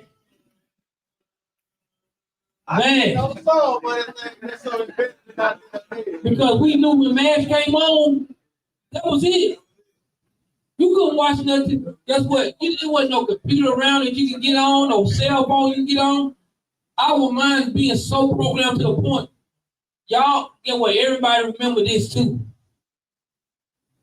You got like 10 homeboys. You knew all their phone numbers by heart. You can have 10 homeboys, you got aunties, uncles, you know all their phone numbers, you know mama phone number, granny phone number. If you got a couple girls that you like to talk to, you know their phone numbers too. And you didn't have to program it in your phone. Nowadays, if you ain't got your phone, you don't know nobody number. Think about this is how the world changed. That's what we tell them. Technology is really dumbing down our children. They use technology so much that they don't even use their own brains anymore. Critical thinking. Well, what this mean? Brother, read the story. Why does it? We doing something the other day. Oliver's Twist. I know y'all probably remember that story we read. Oliver's Twist. One of the questions was, what does it mean to be paralyzed with wonder? Well, that don't make sense. Brother, did you read the story? No. Well, how do you know it don't make sense? You don't even use your brain anymore. Don't even use context clues. All they say is give me a calculator. Read it for me. Right? It's just technology is really dumbing down our this next generation to the point we got to do a lot of work, man. Like Captain Jeremiah just said, man. It's gonna take a lot of work from us, man. Right? But they don't even want to read. Grade levels right now are preposterous. I'm talking about seriously, man. So we have a great number that we have to do. That's why we got to work on it. We got to perfect our craft as much as we possibly can, so that we can give it back to our young nation, young generation, because they the future. And if they the future, what our future looking like? Hey man, weak, right? So we got to make sure that we get them adequately fitted, man, for this next step that they're gonna take, man. 13, 14, 15. 5 years later, you 20, 21, you should be out there making some shape, man. But technology is really dumbing down our children, man. And that's what they wanted to do. That's for a reason. We ain't have to have no phones or remember numbers. We remember numbers up here. We had it a little easier too. We didn't have to put the area code in. Right? We didn't have to dial 214. If it was 376-5536, 376-5536, but it was still mine. We had to use our brains more. Now these days, children they are stagnant with technology. Go ahead now. I can tell you, even to the people that like do a lot of travel, just like we went from, like you said, you did. I know back in the day when I first started driving, they had MapQuest, right? And before MapQuest, what did they have? They had to use a map. Before map, what did they have to use? Remember, it just over the years, you see how the things that trickle down just get dumber and dumber and dumber, right? To the point that you can just press. If you got enough money, you can just press the location inside your vehicle, and it's gonna take you there, right? And you ain't got to remember the way. You can be sitting right here. You can call your car to come over here and pick you up, and your car, your personal car, will come pick you up, right? I done been to Atlanta, and I'm sitting up at the light, and something pull up beside me, ain't nothing driving or nothing, and it's a Uber. Real life. I'm talking about sitting right at the light, and there's something that pull up right beside me. It ain't got nobody in the car, nobody at all, but it's keeping up with me going from light to light, and it's stopping, just like I'm stopping in everything. All right? I said, hey, I ain't gonna lie, I kept my composure, but I ain't gonna lie, I put a little fear in me though. I did. I ain't know this boy gonna shoot me or what. I had it on my lap. We gonna say, oh, what's going on? Right? But this is how much fear that man, you got to be aware, man. Right? You really have to be aware. Read verse 13 now. 13. Verse 13. We finish reading 12. They read. Verse 12. Delight not in the thing that the ungodly have pleasure in, but remember, they shall not go unpunished until their grave. It should not be unpunished until their grave. Read. Keep thee far from the man that had power to kill. He said, keep thee far from the man that had power to kill. So if you got a little Johnny at your house, you better know. The Lord said, never trust him. Some people invite them into their home, and you can't even get this fool out. Right? But read. So shalt thou not doubt the fear of death. Read on. And if thou come unto him, make no fault, lest he take away thy life presently. So he said, make no fault, meaning guess what? Don't start no mess with him or nothing. Right? Only thing, guess what, we can bring to them is, thus said the Lord. Don't go no extra. Because then the Lord ain't gonna be with you. Right? That's why it's guidelines in place. So when guess what? That's why we tell brothers, don't be battling at your job. Don't be battling where you stay. Get put out. Right? That's why the Lord in Romans chapter, what is it? Romans chapter 12, 19, it's verse 19, 20, 21. Live peaceably with all men. All right?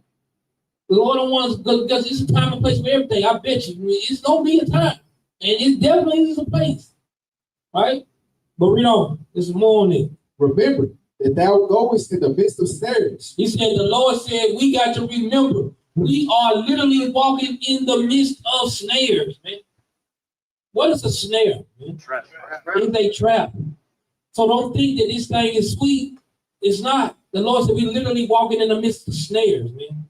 Right? Read. And that thou walkest upon the battlements of the city. And the Lord said, we are literally walking on the battlements of the city. Battlements on the city don't sound like a safe place. This is not safe for us, man. But guess what? Our people think this is safety. Our people think because you can get up, hey, I make $100,000 a year and I can spend my money on this and that. But take your butt overseas without a passport. They're gonna bring your butt back in chains to let you know you don't run nothing. Right? If you're born with a last name, you belong to some slave owner. If you got a last name, people can change their name to eggs and this and that. You can change it, but you belong to some slave owner. You got a social security number, you belong to slave owner. Right? Birth certificate, death certificate, slave owner. You belong, we literally belong to something. Why do the so-called, why Moabites they got Johnson as their last name? Y'all ain't never thought about that? Why the Ammonites they got Brown as their last name? Why? They not like us. Right? Even the so-called Africans. A lot of them ain't got why they not what but they got some people over there in Sierra Leone when they sent the group of people back over there, they last names is Brown and Johnson. Research the history of Sierra Leone. You'll see some of our people over there. Congo, right? Liberia, Nigeria, some of our people are over there. I ain't say all of the Africans, but some of them, guess what? Guess what? Yeah, I just want to touch on 13 real quick. It said, keep thee far from the man that had power to kill. That's like, why would you want to be friends or be friends an Edomite, right? Have them close to you. When they have the power to what? Call the police. Hey, it's a guy. All they got to do is sound hysterical on the phone, right? It's a guy you make him mad. You make old Johnny mad, right? Now you make Brendan mad. Brendan is upset now. Brendan's your friend. But you done made Brendan up. Man, all Brendan got to do is call the police. And that is subject to you being killed, right? Why would you want to deal with a woman? You know what I'm saying? You're dealing with Sarah, right? Edomite woman. All Sarah got to do is call the police and say, right, you did it. And now what? You're dead 9 times out of 10. So it's saying, why would you want to keep company with those that has the power to kill, right? And it makes no sense. Then it says what? And then it says you basically start what? Feeling in those ways. You basically start having those ways of yourself, that mindset that they have, right? If you kicking it with Brendan out here don't care about heathens. I mean, you as your people, guess what? You will start caring about your people too. All right? Read 13 again. Verse 13 from the top. Keep thee far from the man that had power to kill. So shalt thou not doubt the fear of death. So you won't doubt the fear of death, because if they acted on these acts in these ways, now you starting to kick it with them, that's who you're around. You're going to start acting on these ways too, right? Why it's not different? You'll act around your own people when you're hanging with heathens. When you're hanging with why would I be a friend to an Arab knowing that, guess what? They can alley Akbar in a minute, in a whole point of a second. So it can get sour real quick. You can change from 0 to 100 in less than 2 seconds, right? I mean, we got to understand these things. The Bible speaks and it gives us clarity. Why are we not following it, man? That's easy, man. Right? So that you won't fall into that same category that they are in, right? Read on. Now come unto him, make no fault, lest he take away thy life present. Remember that thou goest in the midst of snares, and that thou walkest upon the battlements of the city. You got to remember, this is snares, man. They playing games. See, a lot of times you out here just trying to live life. They out here playing games. Like I said, they going to bed with it on their mind. They waking up in the morning with it on their mind, right? You're going into a snare. You thinking that, oh yeah, this is my buddy and me, right? We chilling, right? Me and my buddy, like Lewis, yeah, me and my buddies, right? You just thinking it's your buddies, but all the time it's a snare. They playing games, man, right? And if it ain't them, it's the next generation, the elder generation that they have. Like I said, they teach them at a young age how to hate. Our hate is simple. What? Well, I believe in my people. Their hate is, well, I'm gonna show you that you ain't nothing, and I'm gonna keep you down and docile. So it's easy to see what the Bible is trying to tell us, but we gotta have understanding heart to receive this message, man. Go ahead. Let's go to Jeremiah, book of Jeremiah, chapter 39. Now, we know we got a spiritual change that can get hold of us, but it's a physical change too, right? Going into how some of the prophets, how they suffered, man. Like being in this truth, how they suffered. Going into Zedekiah, right? And how the Babylonians slew his children, right? Slew him too. Watch this. Go to Jeremiah chapter 39 in verse 6. This is the book of Jeremiah, chapter 39, and verse 6. Then the king of Babylon slew the sons of Zedekiah and Riblah before his eyes. Before his eyes, read. Also, the king of Babylon slew all the nobles of Judah. So this is the Babylonians coming to take over, right? And so they went in and killed Zedekiah. They killed Zedekiah's children right in front of them. Who can sit here and take that? Man, look. Man, this world has no fear. They talk about a woman scorn. This world don't know no fear about a father that's scorned about his children. They have no fear about a so-called black man that's scorned about their children. They have no understanding on what can happen to this world. What do you think the Most High God? That's why when you can't say, "Oh, don't play with God," you better not play with His Son either. What man can stand there and watch you play, thinking you can talk some noise about his son, he gonna feel good? It's not happening. It's just not happening, right? Watch, he said Zedekiah watched his sons get killed. Read. Verse 7. Moreover, he put out Zedekiah's eyes. And he put out, then he turned around and put Zedekiah. He watched his sons get killed, and then they made him blind. Okay? Right?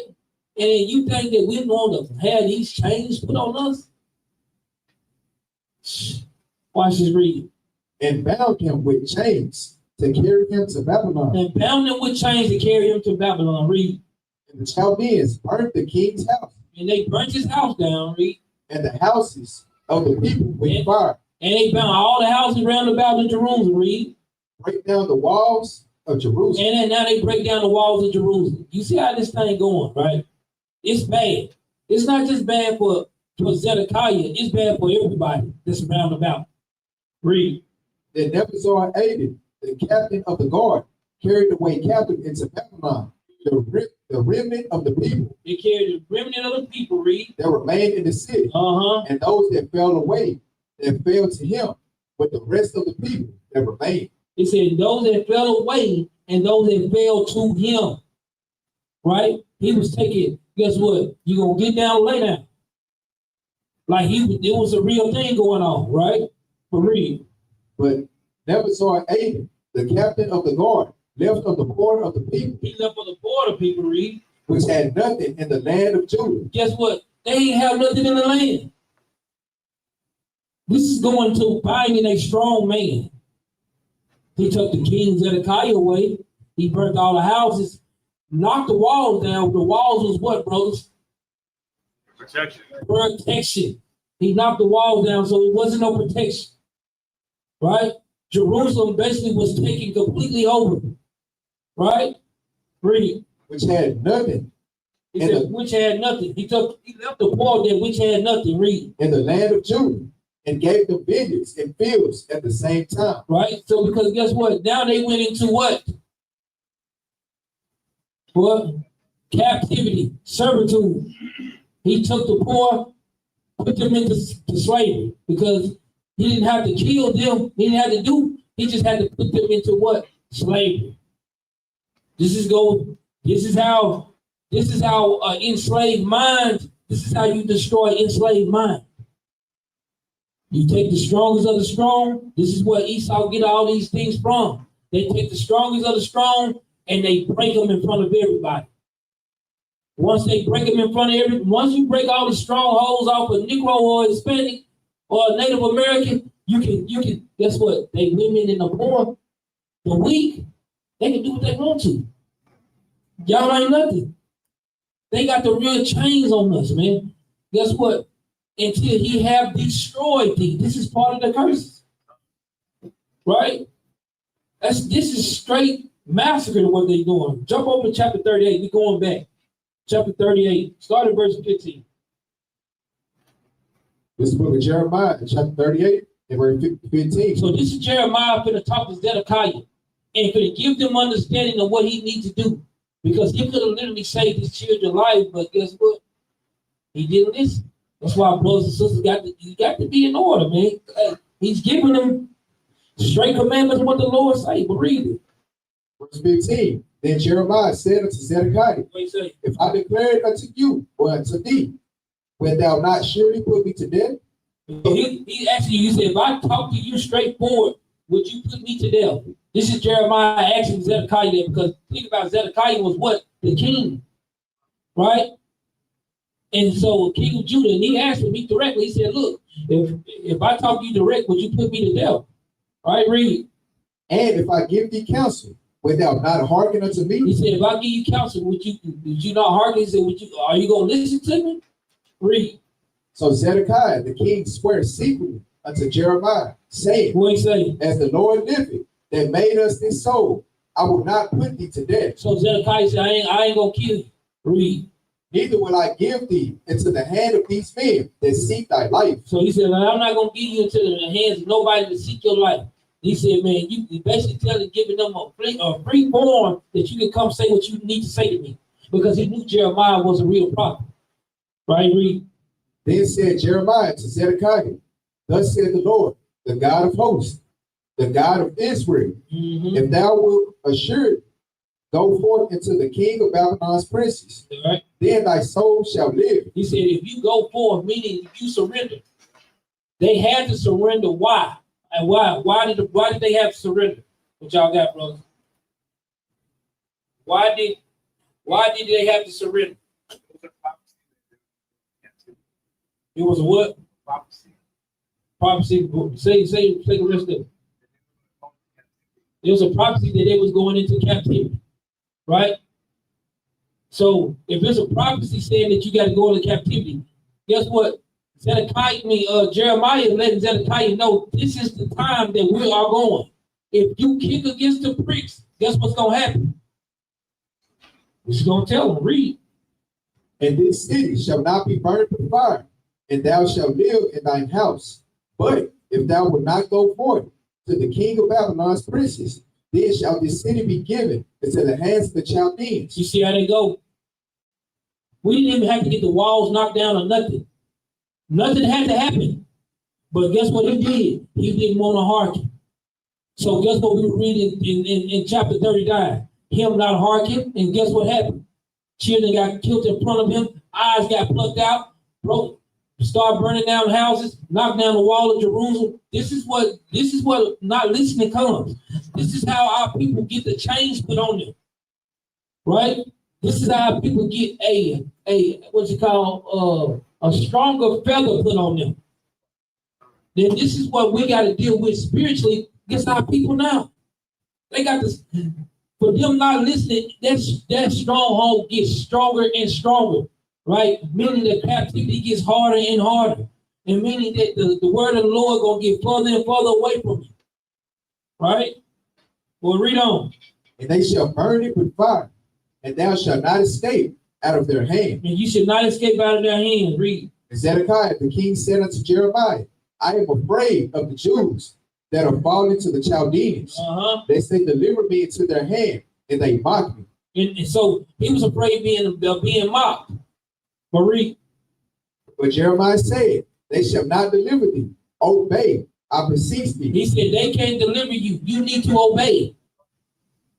He's telling them to obey. If you don't obey, this was going to happen to you. Right? Read. Obey, I beseech thee, the voice of the Lord, which I speak unto thee. So it shall be well unto thee, and thy soul shall live. So guess what? He gave them opportunity. What did it say for you and your children to live? What precept is that, brothers?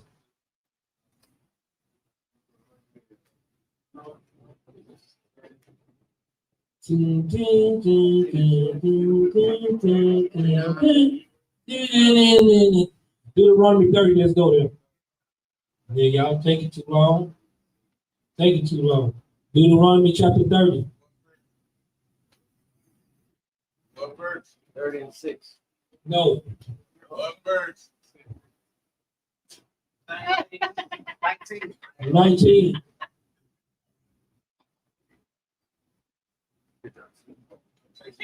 Well, I'm trying to look. This is the reason why brothers ask the questions. Catch them slipping every time. Man. Read that, the book of Deuteronomy, chapter 30, and verse 19. This is the book of Deuteronomy, chapter 30, and verse 19. I call heaven and earth to record this day against you, that I have set before you life and death, blessing and cursing. Therefore, choose life, that both thou and thy seed may live. That both thou and thy seed may live. Meaning what? Obey. The same thing he was telling, Jeremiah was telling Zedekiah. You better obey this. You worry about the wrong thing. You better obey this. So obedience don't come just for you. It come for you and your children. That's right. Don't think that, because just like Satan got a stronghold, let me tell you something. Brothers can take this from a grain of salt if they want to.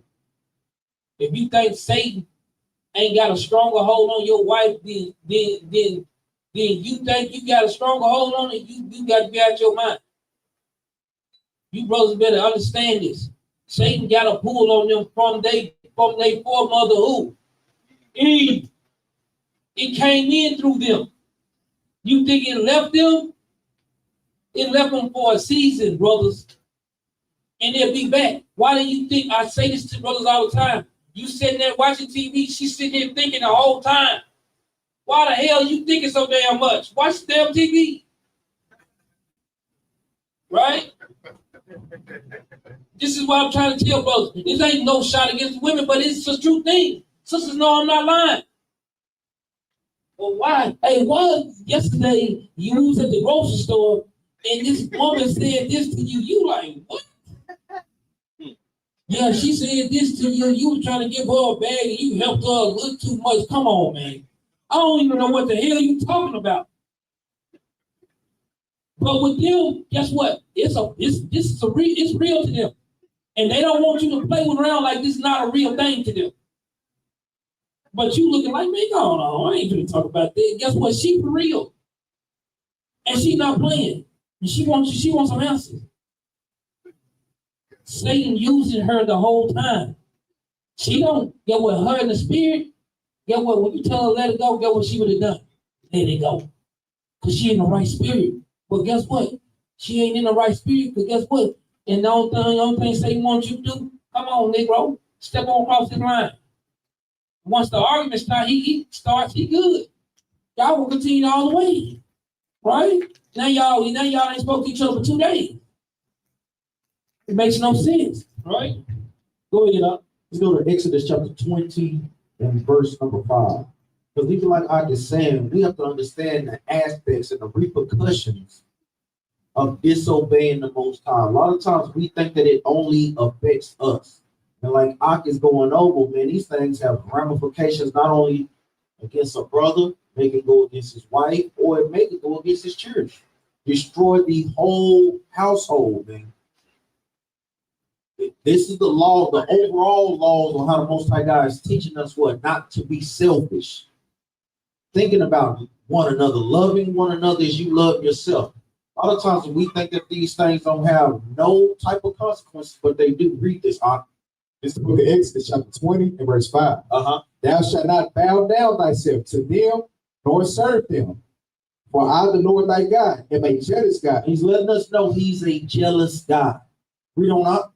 visiting the iniquities of the fathers upon the children unto the third and fourth generation of them that hate me. He says, visiting the iniquity of the fathers upon the children unto the third and fourth generation of them that hate me. Meaning what? The Most High God can exact that judgment in the third or the fourth generation. Judgment is what? Played out on the earth. So a lot of times brothers and sisters don't understand why God made that baby a cerebral palsy baby. Because you don't know what that baby did in his third or fourth generation, or what he did in the past, or what his daddy did in the past, or what his mother did in the past. Do brothers and sisters understand that? So when we have knowledge of these things, it makes us what? More aware of not doing what? Breaking the commandments. Because we know, guess what? What I do can affect my children. I don't want to play those type of games like that, man. And for brothers and sisters playing that slippery slope, man, you're playing with the wrong one, man. I'm going to tell you, once brothers and sisters get a better understanding of this particular scriptures, brothers and sisters will fare better off, man. Go ahead. Because let's go back to Jeremiah chapter 39. I hope brothers and sisters understood that, man. Because, like you say, taking the truth, you got it should be brothers and sisters should be taking this thing for a real thing, man. Jeremiah, you got something? Jeremiah chapter 39, start verse 15. The book of Jeremiah, chapter 39, verse 15. Now the word of the Lord came unto Jeremiah while he was shut up in the court of the prison, saying what? Go and speak to Ebed-Melech, the Ethiopian. So go speak to the Ebed-Melech, the Ethiopian. Saying, thus said the Lord of hosts, the God of Israel, behold, I will bring my words upon this city for evil. For evil, read. And not for good. Not for good, read. And they shall be accomplished in that day before thee. So guess what? Just like how we speak, how we sound the trumpet, how we get out there, when the Lord sent his word in the land, nothing can go through that. Y'all know about Ezekiel chapter 14. If you don't know nothing about it, you better read about it. If the Lord sent his word through the land, nobody can go through it. If he sent a noisome beast in the land, nobody can pass through it. Right? Read. And not for good, and they shall be accomplished in that day before thee. And they should be accomplished in that day before thee, right? Read. But I will deliver thee in that day, said the Lord. But the Lord said, guess what? For you being obedient, the Lord gonna deliver you in that day. This is what we're looking for. This is us being saved. Not as what the Christians talk about being saved. The Lord showing you how to be saved from your enemies, right? Read. But I will deliver thee in that day, said the Lord, and thou shalt not be given into the hand of the men of whom thou art afraid. So the people that we are afraid, because guess what? Don't think our people not afraid of Esau, man. You think them hanging a Negro off a bridge, you think that ain't something scary? You think them hanging a Negro up in the middle of a black college, you think that ain't something scary? But guess what? To the Israelites, guess what they do? They put rage in us. They light another damn on fire in us, man, when we see that, man. Should make you go hard on the streets, to make you go harder to study, man. Make you, guess what? All these prophecies, man, to make you to unlock prophecies, unlock precepts. So many precepts, man, that ain't been pulled yet, that you think you don't pull. You ain't pulled nothing. I tried to precept my whole Bible, still ain't precept the whole thing. On paper, look like I precept the whole thing, but I still ain't precept the whole thing. The brother start coming like, dang, that brother unlock that mug. Right? You thinking you don't, that means you can't never think you have the full understanding of the Bible. It can never happen. Then if we do have the full understanding of the Bible, what the hell will Christ come back for then? To teach us. He had to come back to teach us something. All right? Let's read on. And real quick, for that Jeremiah 39 and 16, put Isaiah 55 and 11. That's a great precept for it. Says, shall be accomplished in that day before thee. Jeremiah 39:16, Isaiah 55:11. You get a chance, go precept it, you'll see it's a great precept for it.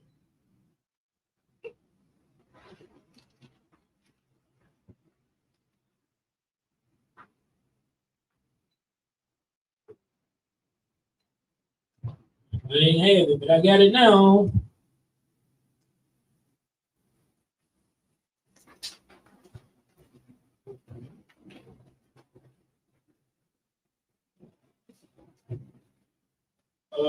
But move at 39 and 18. Verse 18.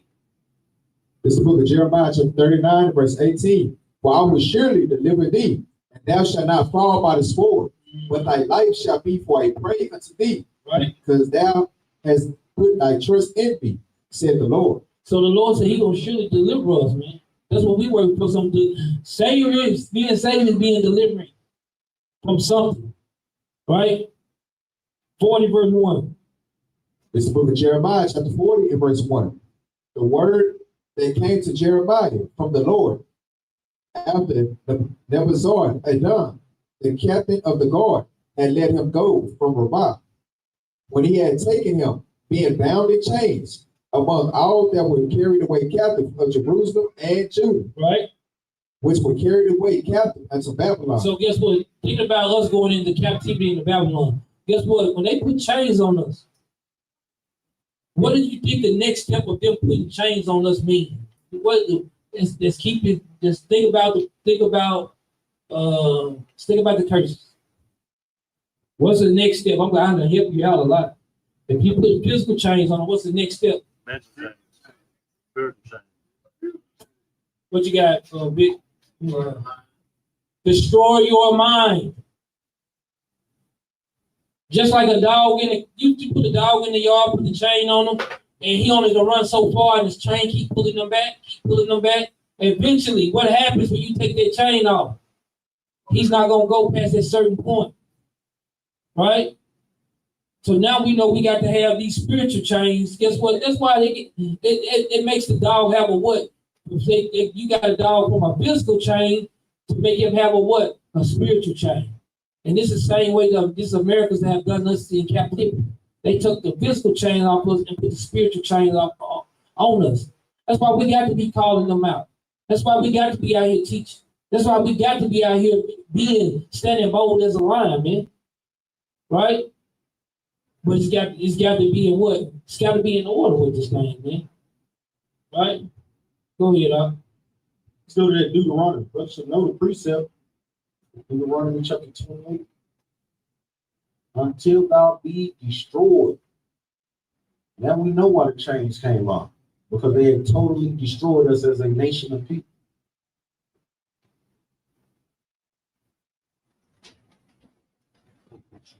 This is the book of Deuteronomy, chapter 28, and verse 48. Therefore shalt thou serve thine enemies, which the Lord shall send against thee. And hunger, so we have to serve our enemies in hungers, going to their grocery stores, read on up, And in thirst, paying a water bill, read on up, and in nakedness, buying their clothes, read on up, and in want of all things. and in want of all things. You want to be a barber, you have to get a what? A barber's license, a beautician, an electrician, a plumber. You have to go to their entities to be able to get certificates for these things, man. Read on up. He shall put a yoke of iron, And he shall put a yoke of iron. It's not a spiritual person. This is literal right here. And he shall put a yoke of iron upon thy neck, read on, upon thy neck, until he have destroyed thee. He's telling you plainly why the yokes came off. They came off because we were what? Destroyed. Go ahead, Doc. Because let's go to the book of Psalms, chapter 107, right quick.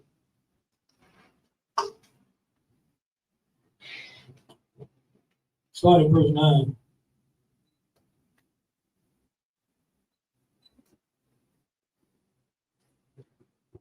It's the book of Psalms, chapter 107, and verse 9.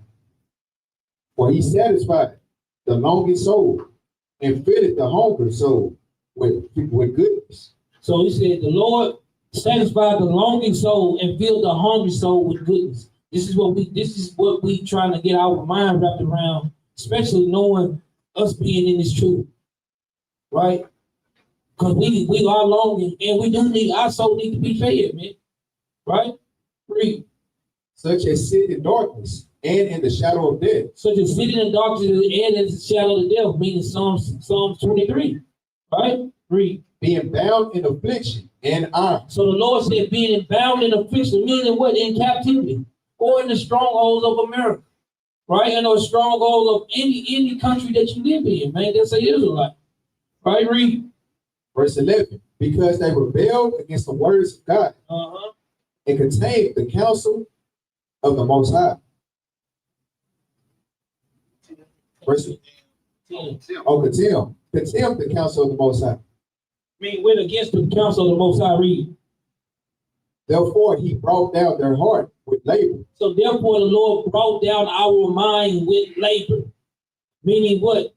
We went into physical labor, but our mental thinking, we don't feel no rest. We don't feel no rest. This don't seem like it's getting any easier for us. Right? Read. They fell down, and there was none to help. They fell down, and it wasn't no. That's why it's saying no man can what? Buy thee. Nobody was there to help us. Right? Read. Then they cried unto the Lord in their trouble, and he saved them out of their distresses. So this is what we wait for the Lord to save us out of our distress, man. Read. He brought them out of darkness and the shadow of death, and break their bands in sunder. And he break their bands asunder. This is what we're trying to get. We're trying to get broken from what? We're trying to get loose from the heathen. We're trying to literally get ourselves loose from the heathen, or from these customs, right? Or from these ways of being in captivity, man. Right, read. Oh, that men will praise the Lord for his goodness and for his wonderful works. And for his wonderful works, read. To the children of men. For he had broken the gates of brass and cut the bars of iron. This is what we want from our God, man. Right? To break, he said, we want them to break the gates of brass off from off us, man. And break the bars of iron asunder. We need this, man. Right? Why do you think it's just an important thing for us being in captivity? How are we supposed to be going hard for us to reach back to God? All of us should be, man, on a day-to-day basis. If you're not praying enough, start praying more. You're not fast enough, start see if you can fast enough, man. Because I don't know how y'all feel, man. Like I say, man, if you happy being in captivity, man, hey, something wrong with your thinking, man. And there's so many our people that get what they feel like shit. Not our master, not Esau. Well, no, not the so-called red man. Right? Being taught that we've been for years being taught that we were Gentile. Everybody in here thought we was Gentile. Nobody in here thought we were Israelites before we got in the truth. Everybody thought we was a Gentile. Man, if you think that ain't a band put on you, you think that ain't chains put on you, that's a chain, man. Right? We had to reframe our thinking, man. Right? Watch this, man. We got to what they call reverse the curse. Right? Go to Isaiah chapter 45, man. Turn things right side up. But we got to turn this thing right side up, man. Isaiah chapter 45 and verse 14.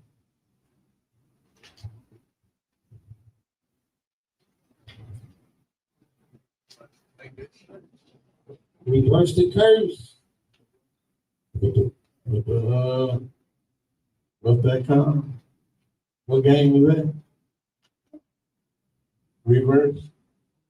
No, reverse. Reverse the curse. It's called Shirt. Throwing it out there, it's a nice shirt. For real. Read verse 14. This is the book of Isaiah chapter 45, verse 14. Thus saith the Lord, the labor of Egypt, and merchandise of Ethiopia, and of the Sabaeans, men of stature, shall come over unto thee. Unto thee, read. And they shall be thine. They shall come after thee in chains. This is what we need. We need to be trying to get them to get this. This is what we want. Brothers and sisters should be striving to do what? Put them in damn chains, man. Right? The Lord said they're going to come after us in chains, meaning they going to cleave. They're going to be wanting to be in captivity. Christ is going to whoop this nation, whoop this world so bad, they're going to be begging to be in captivity. Right? Because they're going to be looking over there with this lake at. Yeah. They're going to be looking over at that lake, and they ain't going to want none of that. They're going to be like, hey, whatever y'all tell us, we'll take that. They rather take the captivity than to take that lake. All right?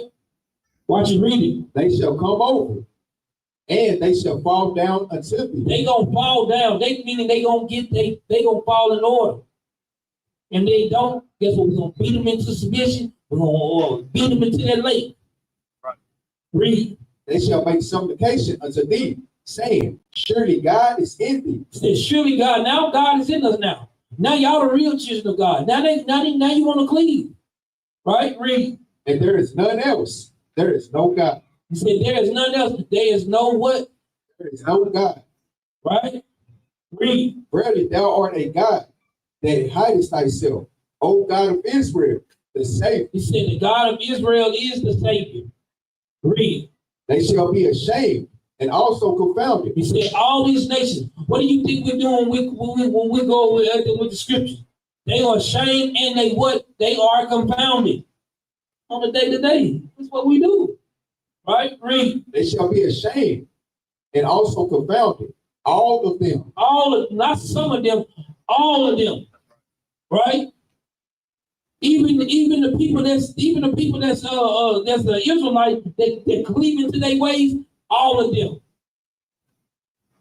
Every one of them. Read.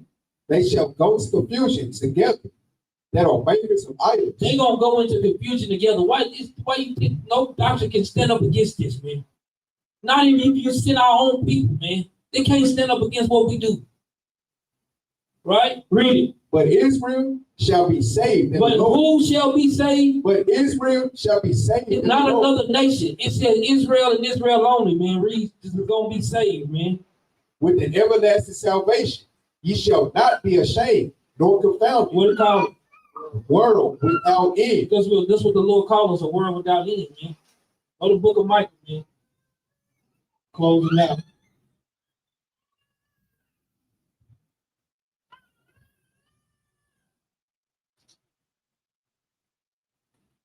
Micah chapter 2, start at verse 10.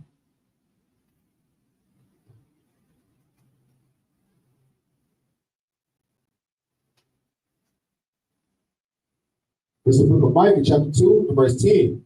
Arise ye and depart, for this is not your rest. So the Lord told us this is not our rest, man. Thinking about how we are in captivity, the Lord said this is not our rest, man. So don't think that this is, man. It's not no easy thing. Shouldn't even want to think like this is our rest. How is your rest if you got to get up and work with them? Right? Read. Because it is polluted. Because the Lord called this land polluted. Read. It shall destroy you. What is this thing gonna do? It shall destroy you. The Lord said, if you cleave into them, it's going to destroy you. Right? Read it. For with a sword destruction.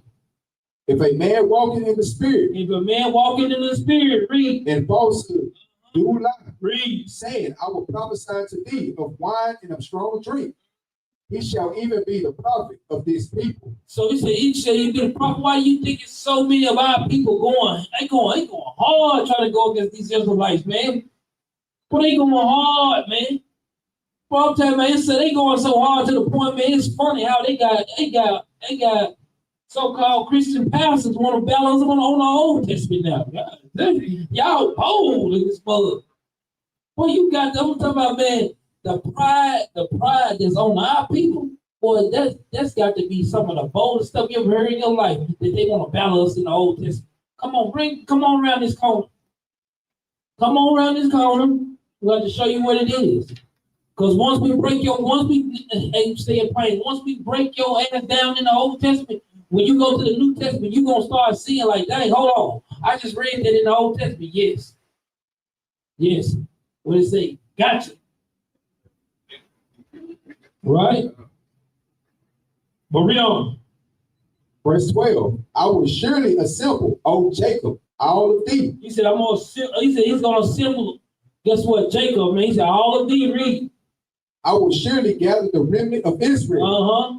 I will put them together as the sheep of Bosra. He said, I'm gonna put them together this is why the Lord said, this is the gathering of the nations, man, of Israel. He said, I'm gonna put them together as the sheep of Bosra, man. Right, read. As the flock in the midst of their fold, they shall make great noise. And we're gonna be making great noise, meaning what? Just like the trumpet, man. We're gonna be crying aloud, giving praise to our God, man. Again, read. By reason of the multitude of men. All right, read on. The breaker is come up before them. He said the breaker is come up before them. Who is the breaker that comes up before us? They said the breaker. They call it the breaker, man. This is what the chains we got to be broke. The breaker gonna have to come back and break the chains off us, man. That's what we want. It's those angels, man. Bro, it's gonna be literally, guess what? It's gonna be Christ. You're gonna see all them angels and all them chairs. You're gonna see the breaker step on the scene. The angel of hosts. Guess what? The Lord of hosts, you're gonna see him, the real breaker. He's gonna be breaking them down. He said in the breaker. The breaker is come up before them. Mm-hmm. They have broken up. And they have broken up, read. And have passed through the gate. And have passed, read on. And are gone out by it. Read. And their king shall pass before them. And the Lord on the head of them. And the Lord on, you see how they go? The Lord gonna be on the head of them, man. This is how our king get down, man. Right? We waiting for the breaker to come back to, because guess what? While we're doing our job, when the breaker step on the scene, you ain't got to be worried about being broken. Because guess what? He got you. But everybody that didn't keep that thing, hey, last precept, man, 1 Thessalonians, chapter 4,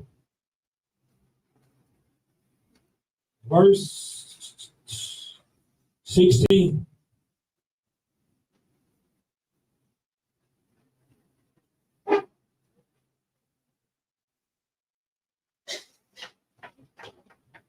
This book of 1 Thessalonians, chapter 4, verse 16. For the Lord himself shall descend from heaven. He said, the Lord himself shall descend from heaven, read. With a shout. With a what? With a shout. With a shout, read. With the voice of the archangel. With the voice of the archangel, read. And with the trump of God. This is the breaker stepping on the scene. You're going to see the voice. That's why I say the voice and the trumpet, they go one and the same. That's why they can't get around this, man. Right? He said, with the trump of God, read. And the dead in Christ shall rise first. And the dead in Christ will have to rise up first, like the prophecy said, read. Then we which are alive and remain shall be caught up together with them in the cloud. With them in the cloud, read. To meet the Lord in the earth. Hallelujah, read.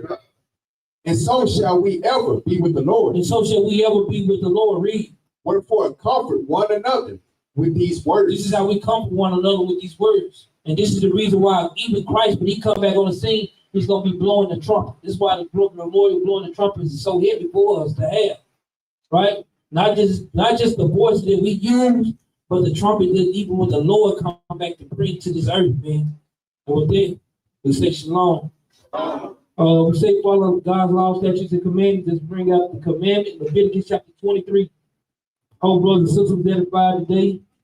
Y'all share the video, help us push this truth around the four corners of the world. Leviticus chapter 23 and read verse 24. This is the book of Leviticus chapter 23, verse 24. Speak unto the children of Israel, saying, in the 7th month, and the first day of the month, shall ye have a Sabbath, a memorial of blowing of trumpets. What? A memorial of blowing of trumpets. Read. And holy convocation. Ye shall do no servile work therein, but ye shall offer an offering made by fire unto the Lord. And with that, giving our honor and praise to the Most High and the Son of Yahushua. Shabbat Shalom. Back on the loan.